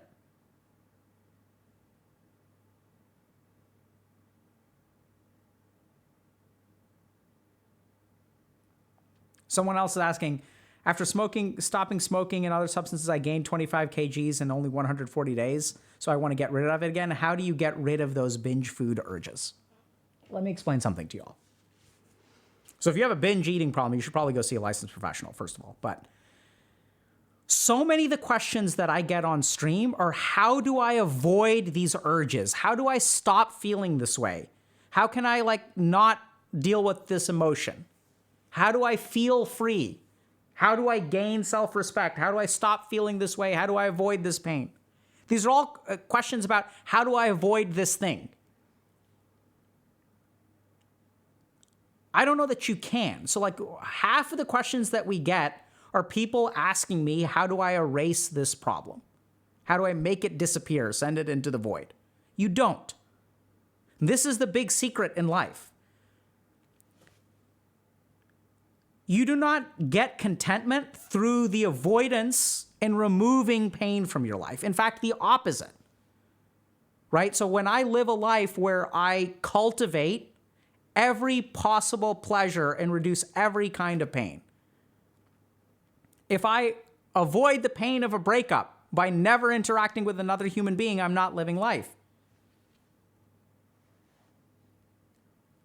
Right? So everyone's asking, how do I stop these feelings? You don't stop the feelings, you learn to live with them. You learn to work through them. Right? And once we stop fearing these negative feelings, once we stop avoiding them, once we learn, I don't know how to say this, but this is another meditation, right? So I want you guys to close your eyes for a second. And think about what you want to avoid more than anything else in the world. If I could give you a genie in a bottle that gave you one wish that could change one aspect of your life, could take something away, could give you something, could give you a strong jawline so you can be a Sigma Chad, Alpha Chad, can make you prettier, can make you healthier, can make you more motivated, can make you stop feeling some way. Right? So close your eyes and just think about that thing.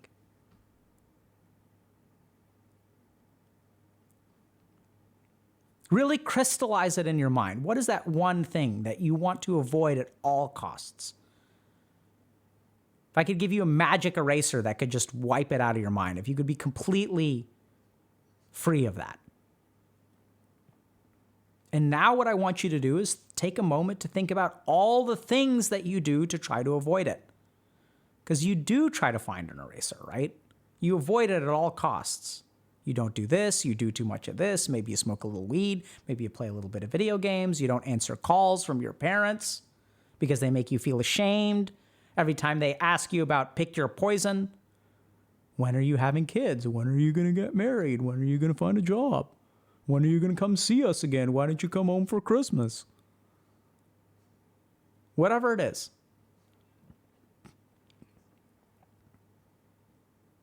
Notice everything that you do to avoid it. And now just think for a second that you can actually just stop doing all those things. You can answer the phone. And your parents can ask you, when are you coming home for Christmas? And then you can feel that guilt. And you'll survive. Because here's the thing. That which you avoid, y'all have already survived 1,000 times over. It's happened to you again and again and again and again. And why do you think you want to avoid it? Because it sucks. Because you've been through it so much. But you've been through it so much and you're still here. The truth of the matter is that the only thing that controls you is you. It doesn't control you. You let it control you.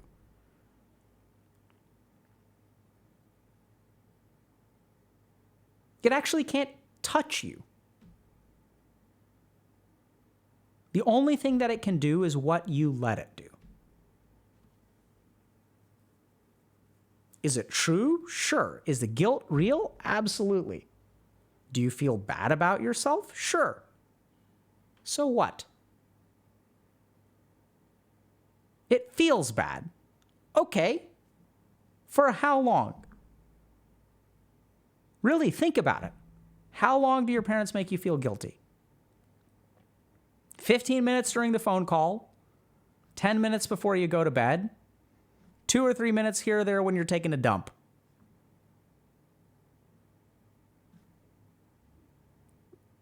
Right? We think that these things dominate our every waking thought. They don't dominate our every waking thought. They squeeze into the in-between spaces. They disturb the quiet moments of our mind. They remove our ability to gain peace. That's why they feel so overwhelming. Right? But we're not sitting there feeling guilty about Christmas for like 14 hours a day. We're usually doing shit.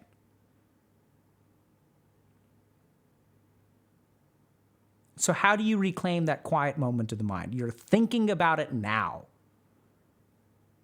You're thinking about that guilt. You're thinking about that problem. Think about it. And learn how to not move in its presence, not react in its presence. Reclaim your peace in this moment. It's there. And are you wrecked? Are you destroyed? No. It's just a feeling, a thought.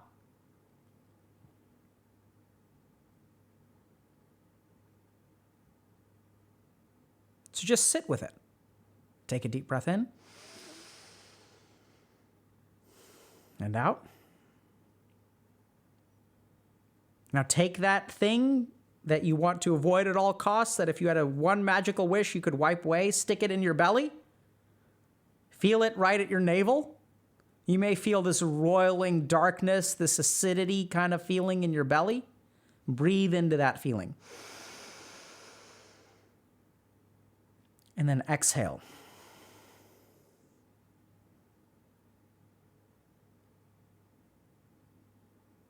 Breathe in, down into the navel, and exhale from the navel all the way out.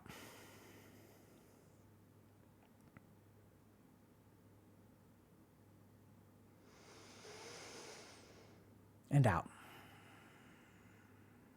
If you feel it in your chest, breathe into your chest. It's going to feel like a tightness, a contraction. So when you breathe in, you're going to pull out, and then it's not going to be a contraction, it's going to be a relaxation. Contraction of the chest feels like pressure. After a big breath, relax your chest into position. Your chest cannot contract and relax in the same direction at the same time. It can only do one or the other. Right? So when we expand our chest, we are activating our intercostal muscles, which will expand our rib cage. That is actually an effort. And reversing that movement will be a relaxation. So the more that we breathe into where we feel our emotions, it can be your throat, your chest, your belly, breathe into it, expand it, and then let it relax. And now what have you done? All these thoughts that you have, now you're so focused on your chest, the feeling of expansion and contraction on your belly, on your throat, you have tolerated it. The storm has passed. And now that which you avoid no longer troubles you. And you've done it. Will it happen again? Of course. Will you want to avoid it again? Of course. Will your peace be disturbed? Of course. But why is that something that you have to fear? You now have power over it. Acknowledge it, feel it, breathe into it, breathe it out. It ain't got shit on you. So stop structuring your life in a desperation to avoid this thing. See all of the misery that you cause trying to run away from yourself. Destroy your life left and right by running away from yourself. I want to avoid this feeling, so let me not talk to that person ever again. I want to avoid this feeling, so I'm not going to ever talk to my boss. I feel embarrassed in front of my colleagues, so I'm never going to give a presentation. So you don't get promoted, you don't get an A, you stop socializing. Why? To avoid this feeling, this like thing inside you? You go on wrecking your life right and left to get away from yourself. Learn to sit with yourself and your life will fucking fall into place. Since it doesn't need to control you anymore. Then you get to control you. Then suddenly you can do the things that you want to do, that you've always wanted to do. Right? Because those of us that let our loneliness control us, we long for companionship. So we create our own misery trying to run away from ourselves.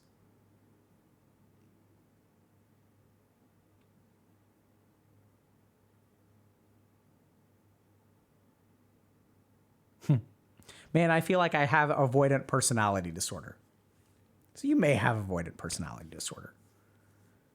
My experience as a psychiatrist is like this core stuff of the mind. This core understanding of like how the hell your mind works underlies all of these like mental health problems. A core of it is a lack of controlling the mind. And this statement is even scientifically supported in a sense, because I want you all to think about how weird this is. In medicine, we have different treatments for different diseases, right? If you have heart disease, you don't need crutches. If you have a broken bone, you don't need antihypertensive medication. If you have a headache, you don't need a laxative. There are different medicines for different diseases, right? Common sense. That's why you have to go to medical school, because one thing doesn't work for everything. Along comes mental illness, narcissistic personality disorder, borderline personality disorder, depression, anxiety, negative symptoms of schizophrenia, addiction. Guess what treatment works for all of those things? One works for all of it. Mindfulness. Meditation and mindfulness, this yogic path, underlies the core functioning of the mind. It's the closest thing to exercise. So if we look at the other thing that tends to work for all of this stuff, doesn't work for everything. Diabetes, heart disease, arthritis, exercise. Exercise works, right? Even depression, anxiety, exercise works. Yoga and Tai Chi in particular. are oftentimes superior to exercise in these things. So when you work on the core of your mind or your body, when you strengthen it as a whole, when you're playing with the basic building blocks, then what personality disorder you have up here sort of doesn't matter. Now you can absolutely tailor your meditation practice to target a particular illness, right? So I believe that also is not entirely scientifically supported. So understand how your mind works, understand how you work. Things will get a lot easier.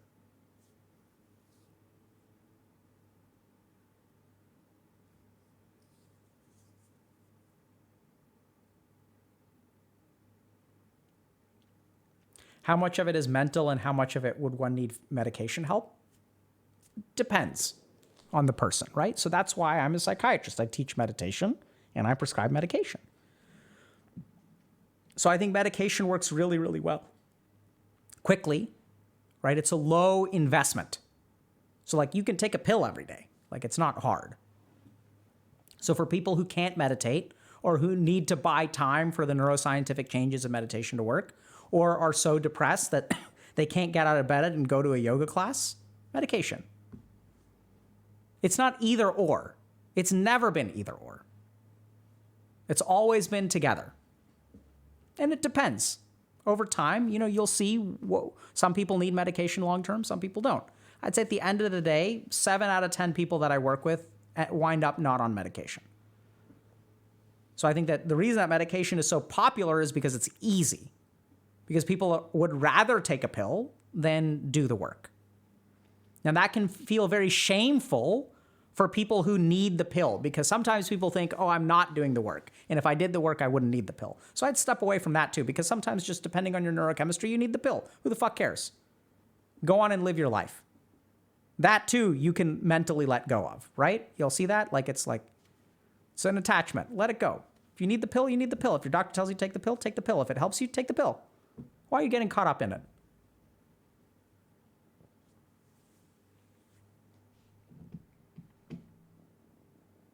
Okay? All right. One more?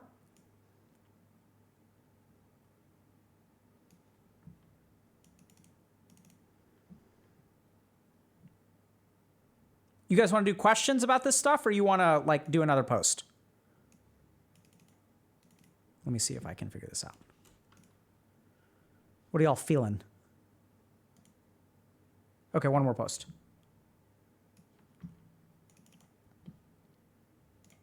All right. Y'all doing good today?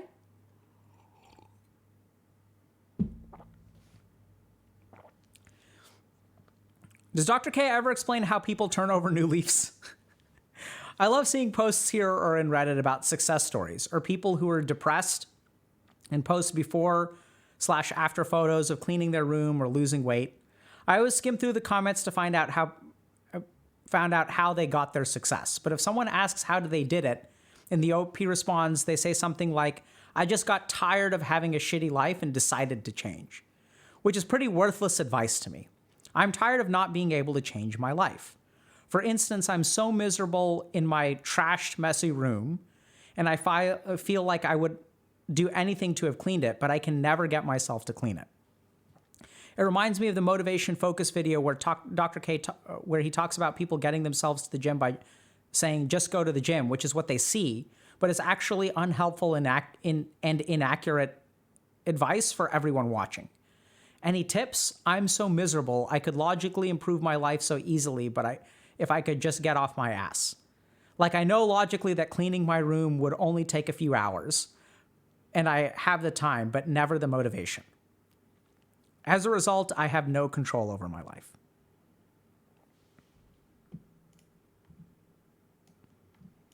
Great question. Everyone's like, turn over a new leaf, man. I woke up one day and I realized enough is enough. I'd had enough. The question is why couldn't you wake up yesterday and realize enough is enough? Why couldn't I wake up 5 years ago and realize that League of Legends, I'm done with you? Right? What the hell is going on? You wake up one day and your mind is just yeah, I had enough. I'm going to start living my life regular now. How does that work? So good news is that we know there's an answer to this question, okay? So the first thing to understand, so we're going to talk about addictions. So that's what I have experience in, and I think it really illustrates this problem well. So one of the things that confused the hell out of me, okay? So I'm trained to become a psychiatrist, okay? I'm not really too interested in addictions, by the way. So this is my second year of psychiatry training. I'm primarily interested in complementary and alternative medicine. So I'm like going to like do like mind-body stuff. I was like super into mind-body stuff. So I was like, working with patients with cancer and things like that.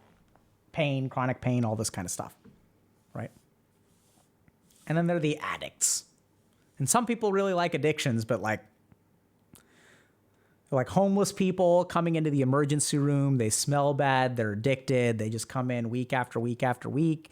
They're using all the time and these are the people like, ugh, I can't do addiction medicine. It smells too bad.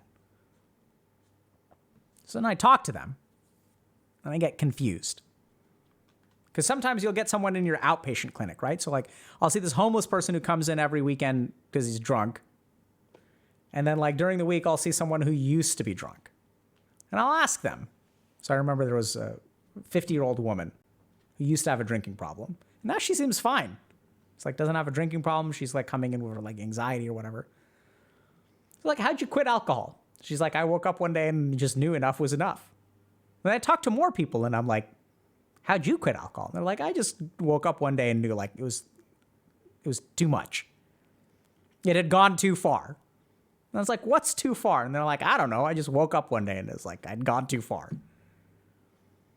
So I got kind of confused. And I was like, what the hell is this? Like some people just randomly, what is like a coin flip? Like it's like RNG, like loot box kind of business where it's like every day your mind wakes up. Every day you get hammered and you vomit and you get an ulcer. You open a loot box. And in the loot box, there's a 1 out of 1,000 chance that your mind will be like, enough is enough. And then you won. Right? Is that really what is going on? Like that, there's got to be more to it. There's got to be some semblance to this, right? There has to be something going on. So then I started learning some, addiction psychiatry, and we came across something called motivational interviewing. And the big thing that I learned is that our mind is subconsciously changing without our awareness. This is the first thing to understand. So we sort of understand this kind of, right? So like, when you like are struggling to understand something and it clicks. So that's like an example of I don't understand it, I don't understand it, I don't understand it, and it clicks. Oh, now I get it. But what is the process that is going on? Is it basically RNG? No. There's actually a subconscious like work that's being done. Like much like your computer, I can look at the screen and I can see an image, but there's like thousands or millions of calculations going on the processor like all the time. Even with the monitor off, there's like stuff going on. So your brain is the same way. Your mind is the same way. There's tons of subconscious processing. This is something that people with addictions don't understand, and it really causes problems. So for example, some people will like, okay, like enough is enough. I'm going to be sober. They go to a rehab, 2 weeks, they're clean. They leave, they're clean for a week, they relapse. Oh crap, back to square one. They go on a 6-month binge. Come back. I need to get clean. How long were you sober last time? I was sober for 3 weeks. 2 of those were in rehab, so I didn't have access to alcohol. So really 1 week is what counts. Okay, let's give it another shot. Go to rehab, 2 weeks. This time they're sober for 2 months. They relapse. Go on a binge for 8 months. Come back. And so this happens, right? They relapse, go back to square one, back to square one, back to square one. Except it's not back to square one. I know it sounds kind of weird, but your brain is actually learning how to relapse less. This is the skill, right? We think about sobriety, and this is a problem with our conception, is we think about these things as binary. Turn over a new leaf is binary. It's like clear progress from like A to B. The leaf is turned over. It's done. It's not like that. The mind is fluid. We're going to flip that leaf back over, and then we're going to flip it again. So what should you learn? You should learn the skill of flipping the leaf. Because right now what happens is I flip the leaf once, I make progress, I'm sober for 30 days, woohoo! And then I relapse, and then I beat myself up. Not only did I relapse, now I have to deal with the shame and the self-judgment of I screwed it up. I had everything and I screwed it up. Oh my God, I screwed it up. And then you need to drink even more because like now there's like not only the addiction, but now there's like the screwed up psychology, like the psychology of I screwed up. There's the shame that goes with that. There's the patheticness that goes with that. There's a sense of powerlessness that goes with that. We pile up all these negative emotions because we had turned over that leaf and it flipped over again and I am to blame. And so it makes it twice as hard. So first thing you got to understand is that turning over a new leaf is a process.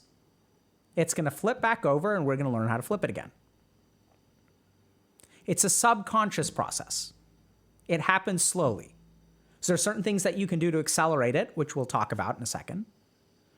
So like turning over a new leaf is not like something that you just do. It's something that happens for a long time and then like it sort of gets done. So like I'd almost say it's kind of like, you know, when you're microwaving something or like baking a cookie.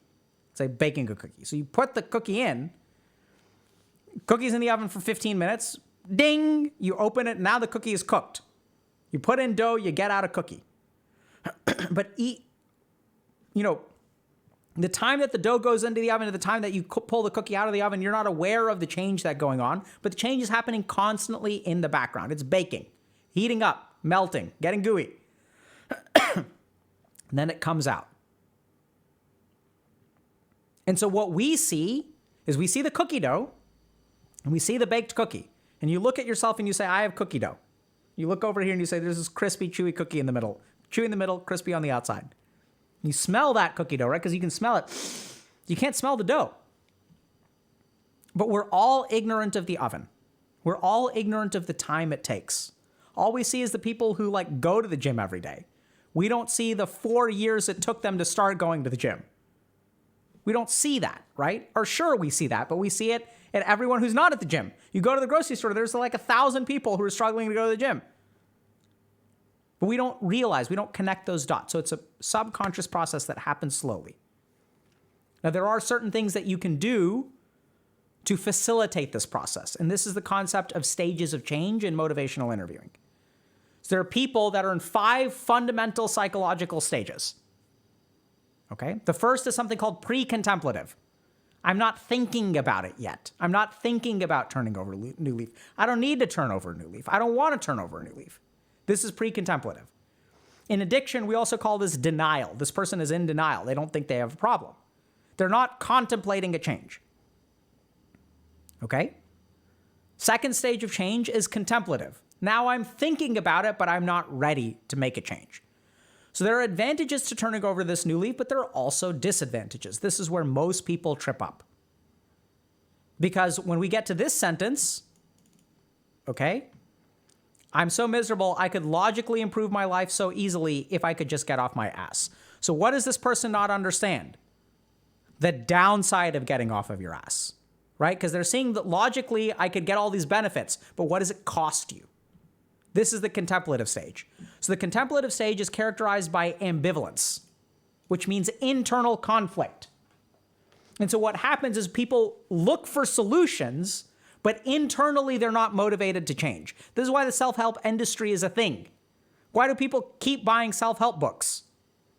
Because self-help books give you solutions that you're not going to engage in. That's how they work. They prey on the contemplative. Because remember, the pre-contemplative person doesn't have a problem. So he doesn't even need the self-help book.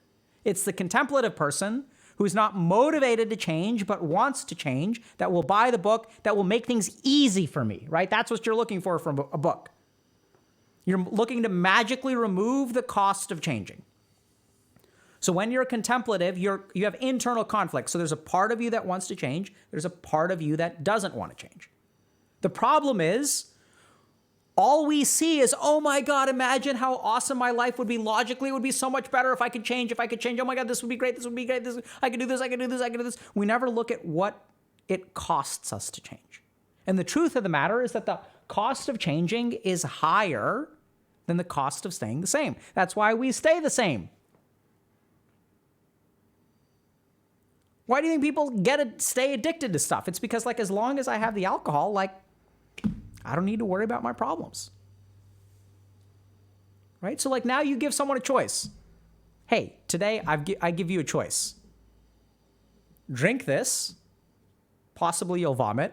But for the next 8 hours, you won't have to worry about a damn thing. I don't want to worry about anything for 8 hours. I'll take the bottle because I don't vomit every time. So we don't think about the cost. We're stuck in this ambivalence. There's a part of us that wants to change, a part of us that doesn't want to change. So what do you do if you're ambivalent? Think about the cost, right? Really think about, like, what would happen if I changed? What would I have to give up if I changed?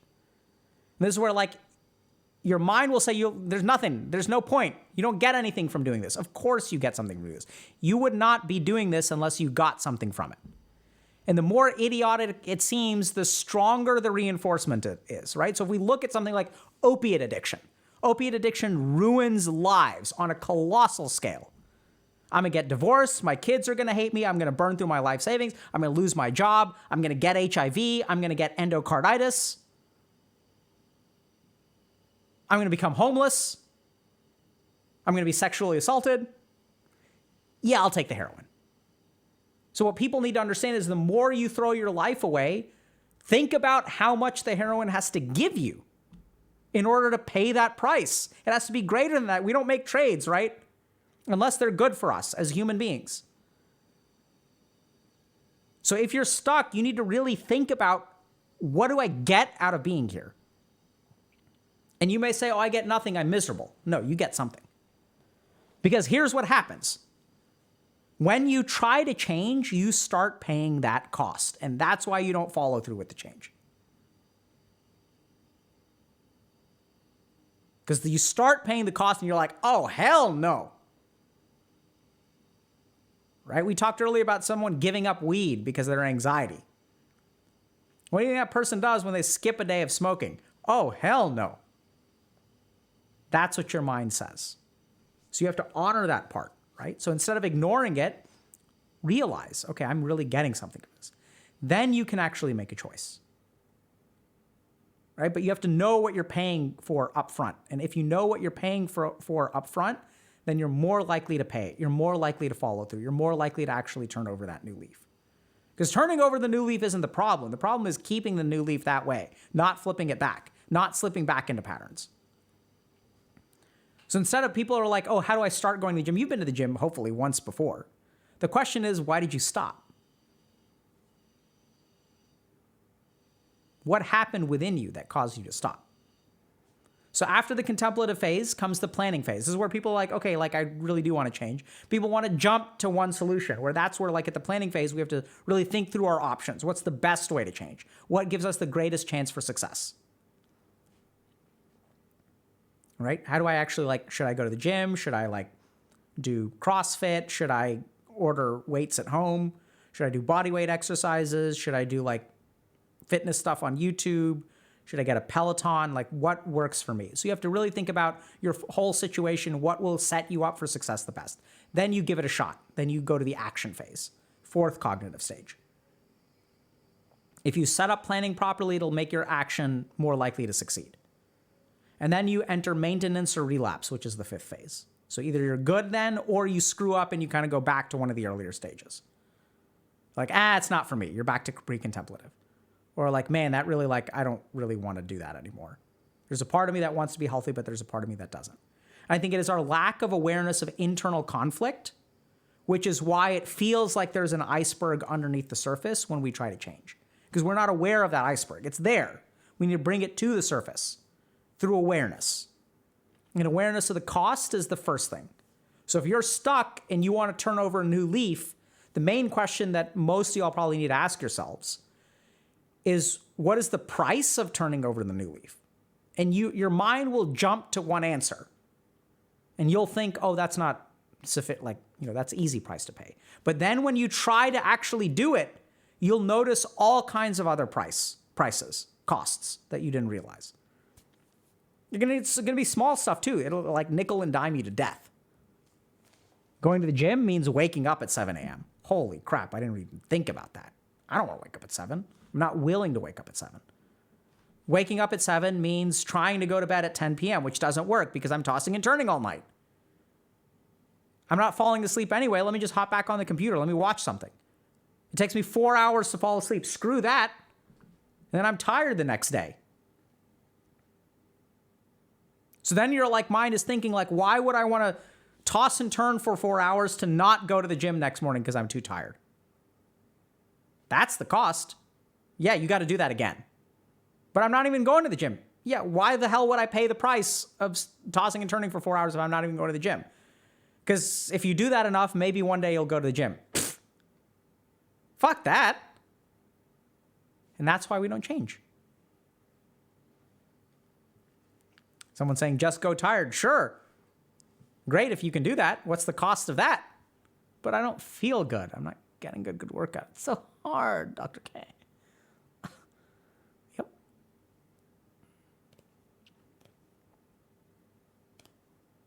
Make sense? So how do you turn over a new leaf? Try to think a little bit about where you are on the spectrum. Is it really a problem? Do you think it's a problem? Are you conflicted?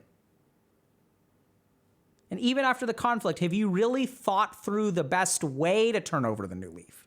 Right? Because once again, he's thinking, oh, turning over the leaf is binary. How do you turn over a new leaf? No, there's 1,000 ways to turn it over. Right? You can turn it over this way. You can turn it over that way. You can turn it over this way. And they all make a difference for your likelihood of success. Then there's the action. You really have to plan it out, right? What am I going to do? When am I going to do it? Where am I going to do it? And then there's the action, then there's feedback over the action. It may not work, it may work partially. Okay, how do we want to kind of change that a little bit?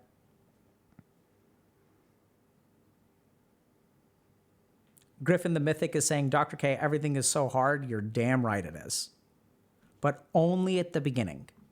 The realization that everything is so hard is a consequence of awareness. Because our whole lives, we try to forget. And once we step into our basement, which we've been throwing crap into for a long time, it looks overwhelming. The good news is that it only feels so hard at the very beginning. The only reason it's so hard is because we've neglected it for a decade. That's why there's so much crap to do. If you feel like it feels hard, you're on the right path. You can even let it discourage you, but don't let it stop you from acting. Do something. Tiny step. Tiny step. Tiny step. Keep taking steps. Because then what you'll do is it'll start to get easier. And then then you're off to the races. Then life becomes easy. And I kid you not, life can absolutely be easy. Life can be joyous. Life can be easy. Life can be successful. All of these things are possible. And the great irony is that it turns out to be a lot easier than most people think. Am I sure? In my experience, yes. Does it apply to you? I hope so. Because it worked for 100 people I've taught, 1,000 people I've taught, I don't know. 100 people? Sure. Just like most things in life, once you get into it, it turns out to be easier than you expected. Isn't it always a bit scary though, Dr. K? Not always. At the beginning, sure. At the beginning, it's always scary. When you're ignorant, it's always scary. When there's an unknown, it's always scary. But once you know, once you have experience, once you have confidence, is there a danger? Sure. But is it scary? No longer. Because you have faith in yourself. Right? Then even the negative outcomes stop being scary. But there are tragedies that are too devastating. No, they've been devastating thus far. They don't need to be going forward.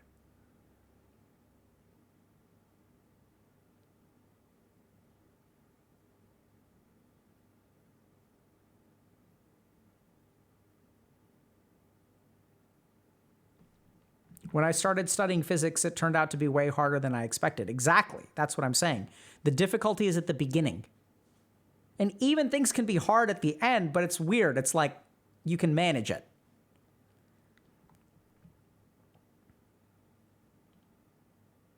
Yeah, so someone's asking about anxiety and weed. So there are two videos. One is going to be Dr. K's Guide to Anxiety, has this video called Rebound Anxiety, which is really good.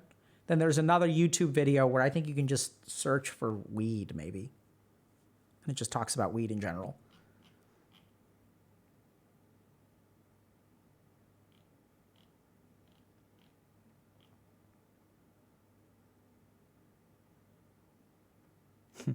Someone's asking, why is it easy for me to do hard physical activities but not mental ones like studying and submitting applications? Short answer is I don't know, right? There are all kinds of reasons that it could be hard, and that's where you have to look into that.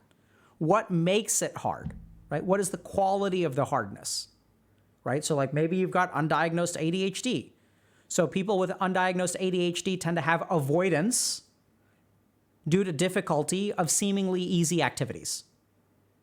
So it could be ADHD, could be all kinds of other things. That's where the real answer lies within you, right? If I have a conversation with someone, I may be able to give them more guidance, but honest answer is I don't know.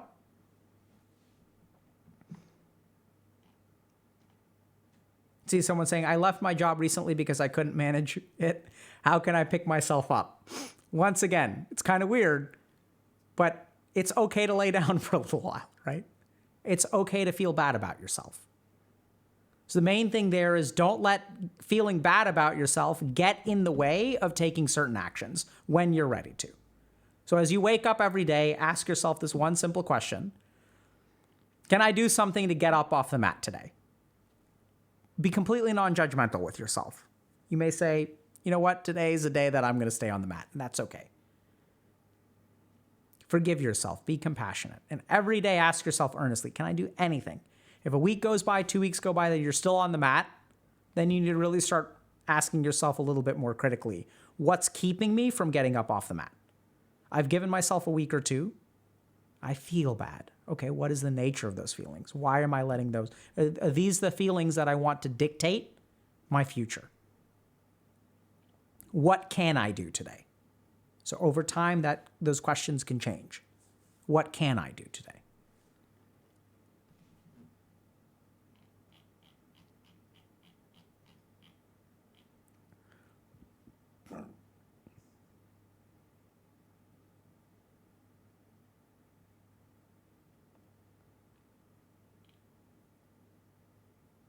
So someone's asking, request for a topic, could you please lecture on consciousness, death, and life through scientific and yogic points? Yeah, I think we can do that. Some of that stuff, I don't know if people have watched, like the majority of people watch, have y'all seen Dr. K's Guide? Because a lot of stuff is in there. So there's like different states of consciousness, which I think is a really good video about this kind of stuff. Yeah, so for a lot of y'all who don't have, so y'all should check it out. Because I think like a lot of these basic questions, the reason we made it, right? So we don't have, yeah, let's see. So the reason we made it is because, so here's the challenge of streaming, okay? The challenge of streaming is that no matter what I teach today, the people who are here tomorrow are gonna miss it. Like some of y'all are gonna miss it, right? So we're starting from square one with like different people every single day. The whole reason we made the guide is because there are questions that get asked time and time and time and time and time again that like I can't just keep on answering the same question if I answer the same question every week on stream, there would be someone who learned something new, right? Because there are people coming in and out. So the whole reason we made the guide is like, here's the basics. So if y'all want to like understand from start to finish, like what is the relationship between weed and anxiety? Should I see a therapist? Can meditation be sufficient for anxiety? Like all these basic questions, like what is meditation?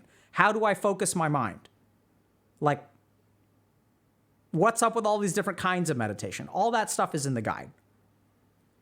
So we made it simply because I literally do not know how else to do this. Because at some point there has to be like a foundational education. That's why we have the guide. So that we can get to more specific issues.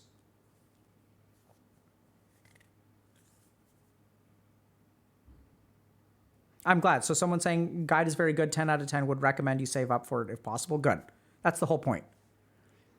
Right. And so just to like be clear, like, you know, the stuff that's in the guide is the foundational stuff. So some of it is advanced.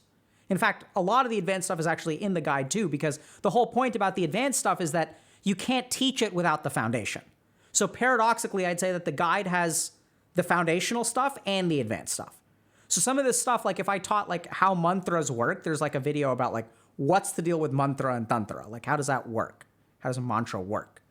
The problem is that if I try to teach that on stream, it's like no one's going to understand. You have to understand the view of the universe according to like the yogic perspective to really understand how mantras work.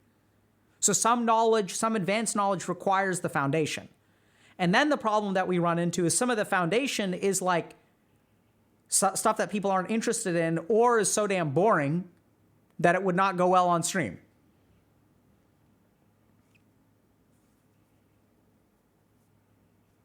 What did I have for dinner last night? I had khichdi and bhaji. Is it possible to rewatch the guide multiple times? Absolutely. The other thing is if y'all sign up for coaching, I think group coaching or personal coaching, you get access to the guide.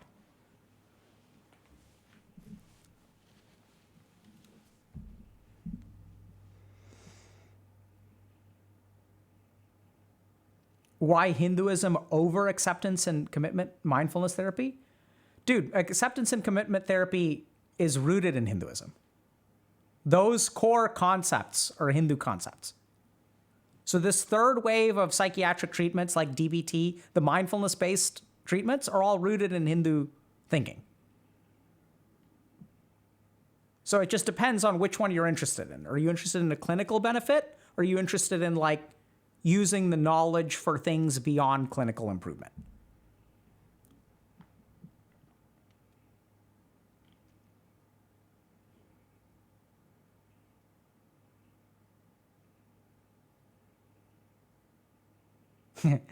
See, there's another question. So I'm just going to point this out. How to not judge myself too much. It's okay to judge yourself too much. Let yourself judge. You see that? Someone's asking, how do I not judge myself too much? That's a judgment. You see that? You're judging yourself. We're judging yourself too much. Like, let it be. You see that? So even in answering that question, I'm actually feeding the problem.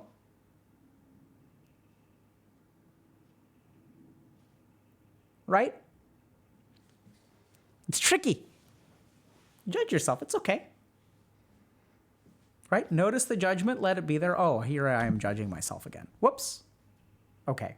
Let's see how long I have to do that. Can I let it go after a little while? There's no running away from yourself. Absolutely, Koji Korma. That's why we teach what we teach.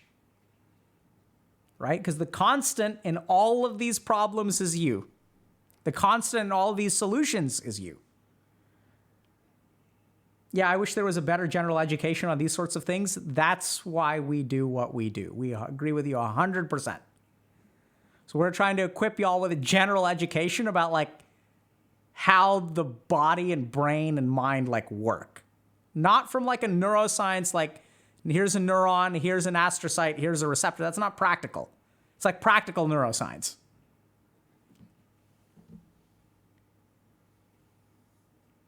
So if it helps you, fantastic. If it doesn't, and you know something that can contribute, please take all of our shortcomings. And if you think you have something to offer, then teach someone.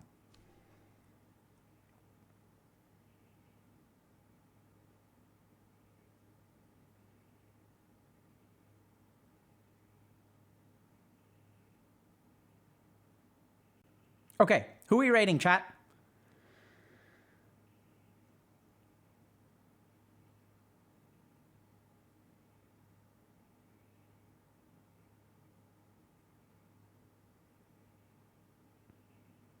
Mitch?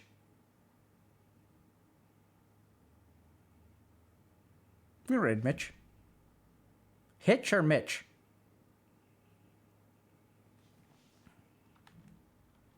I think we did meditation. We did a meditation exercise. It was earlier in stream.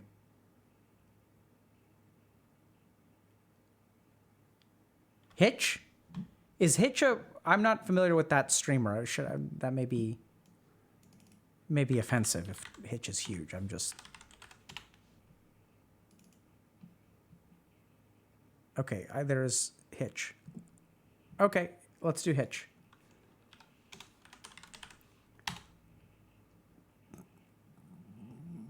This guy is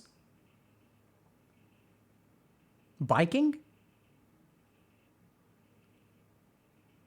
U.S. East Coast cycling trip. All right, let's go check it out. Take care, y'all. We'll see y'all on Wednesday.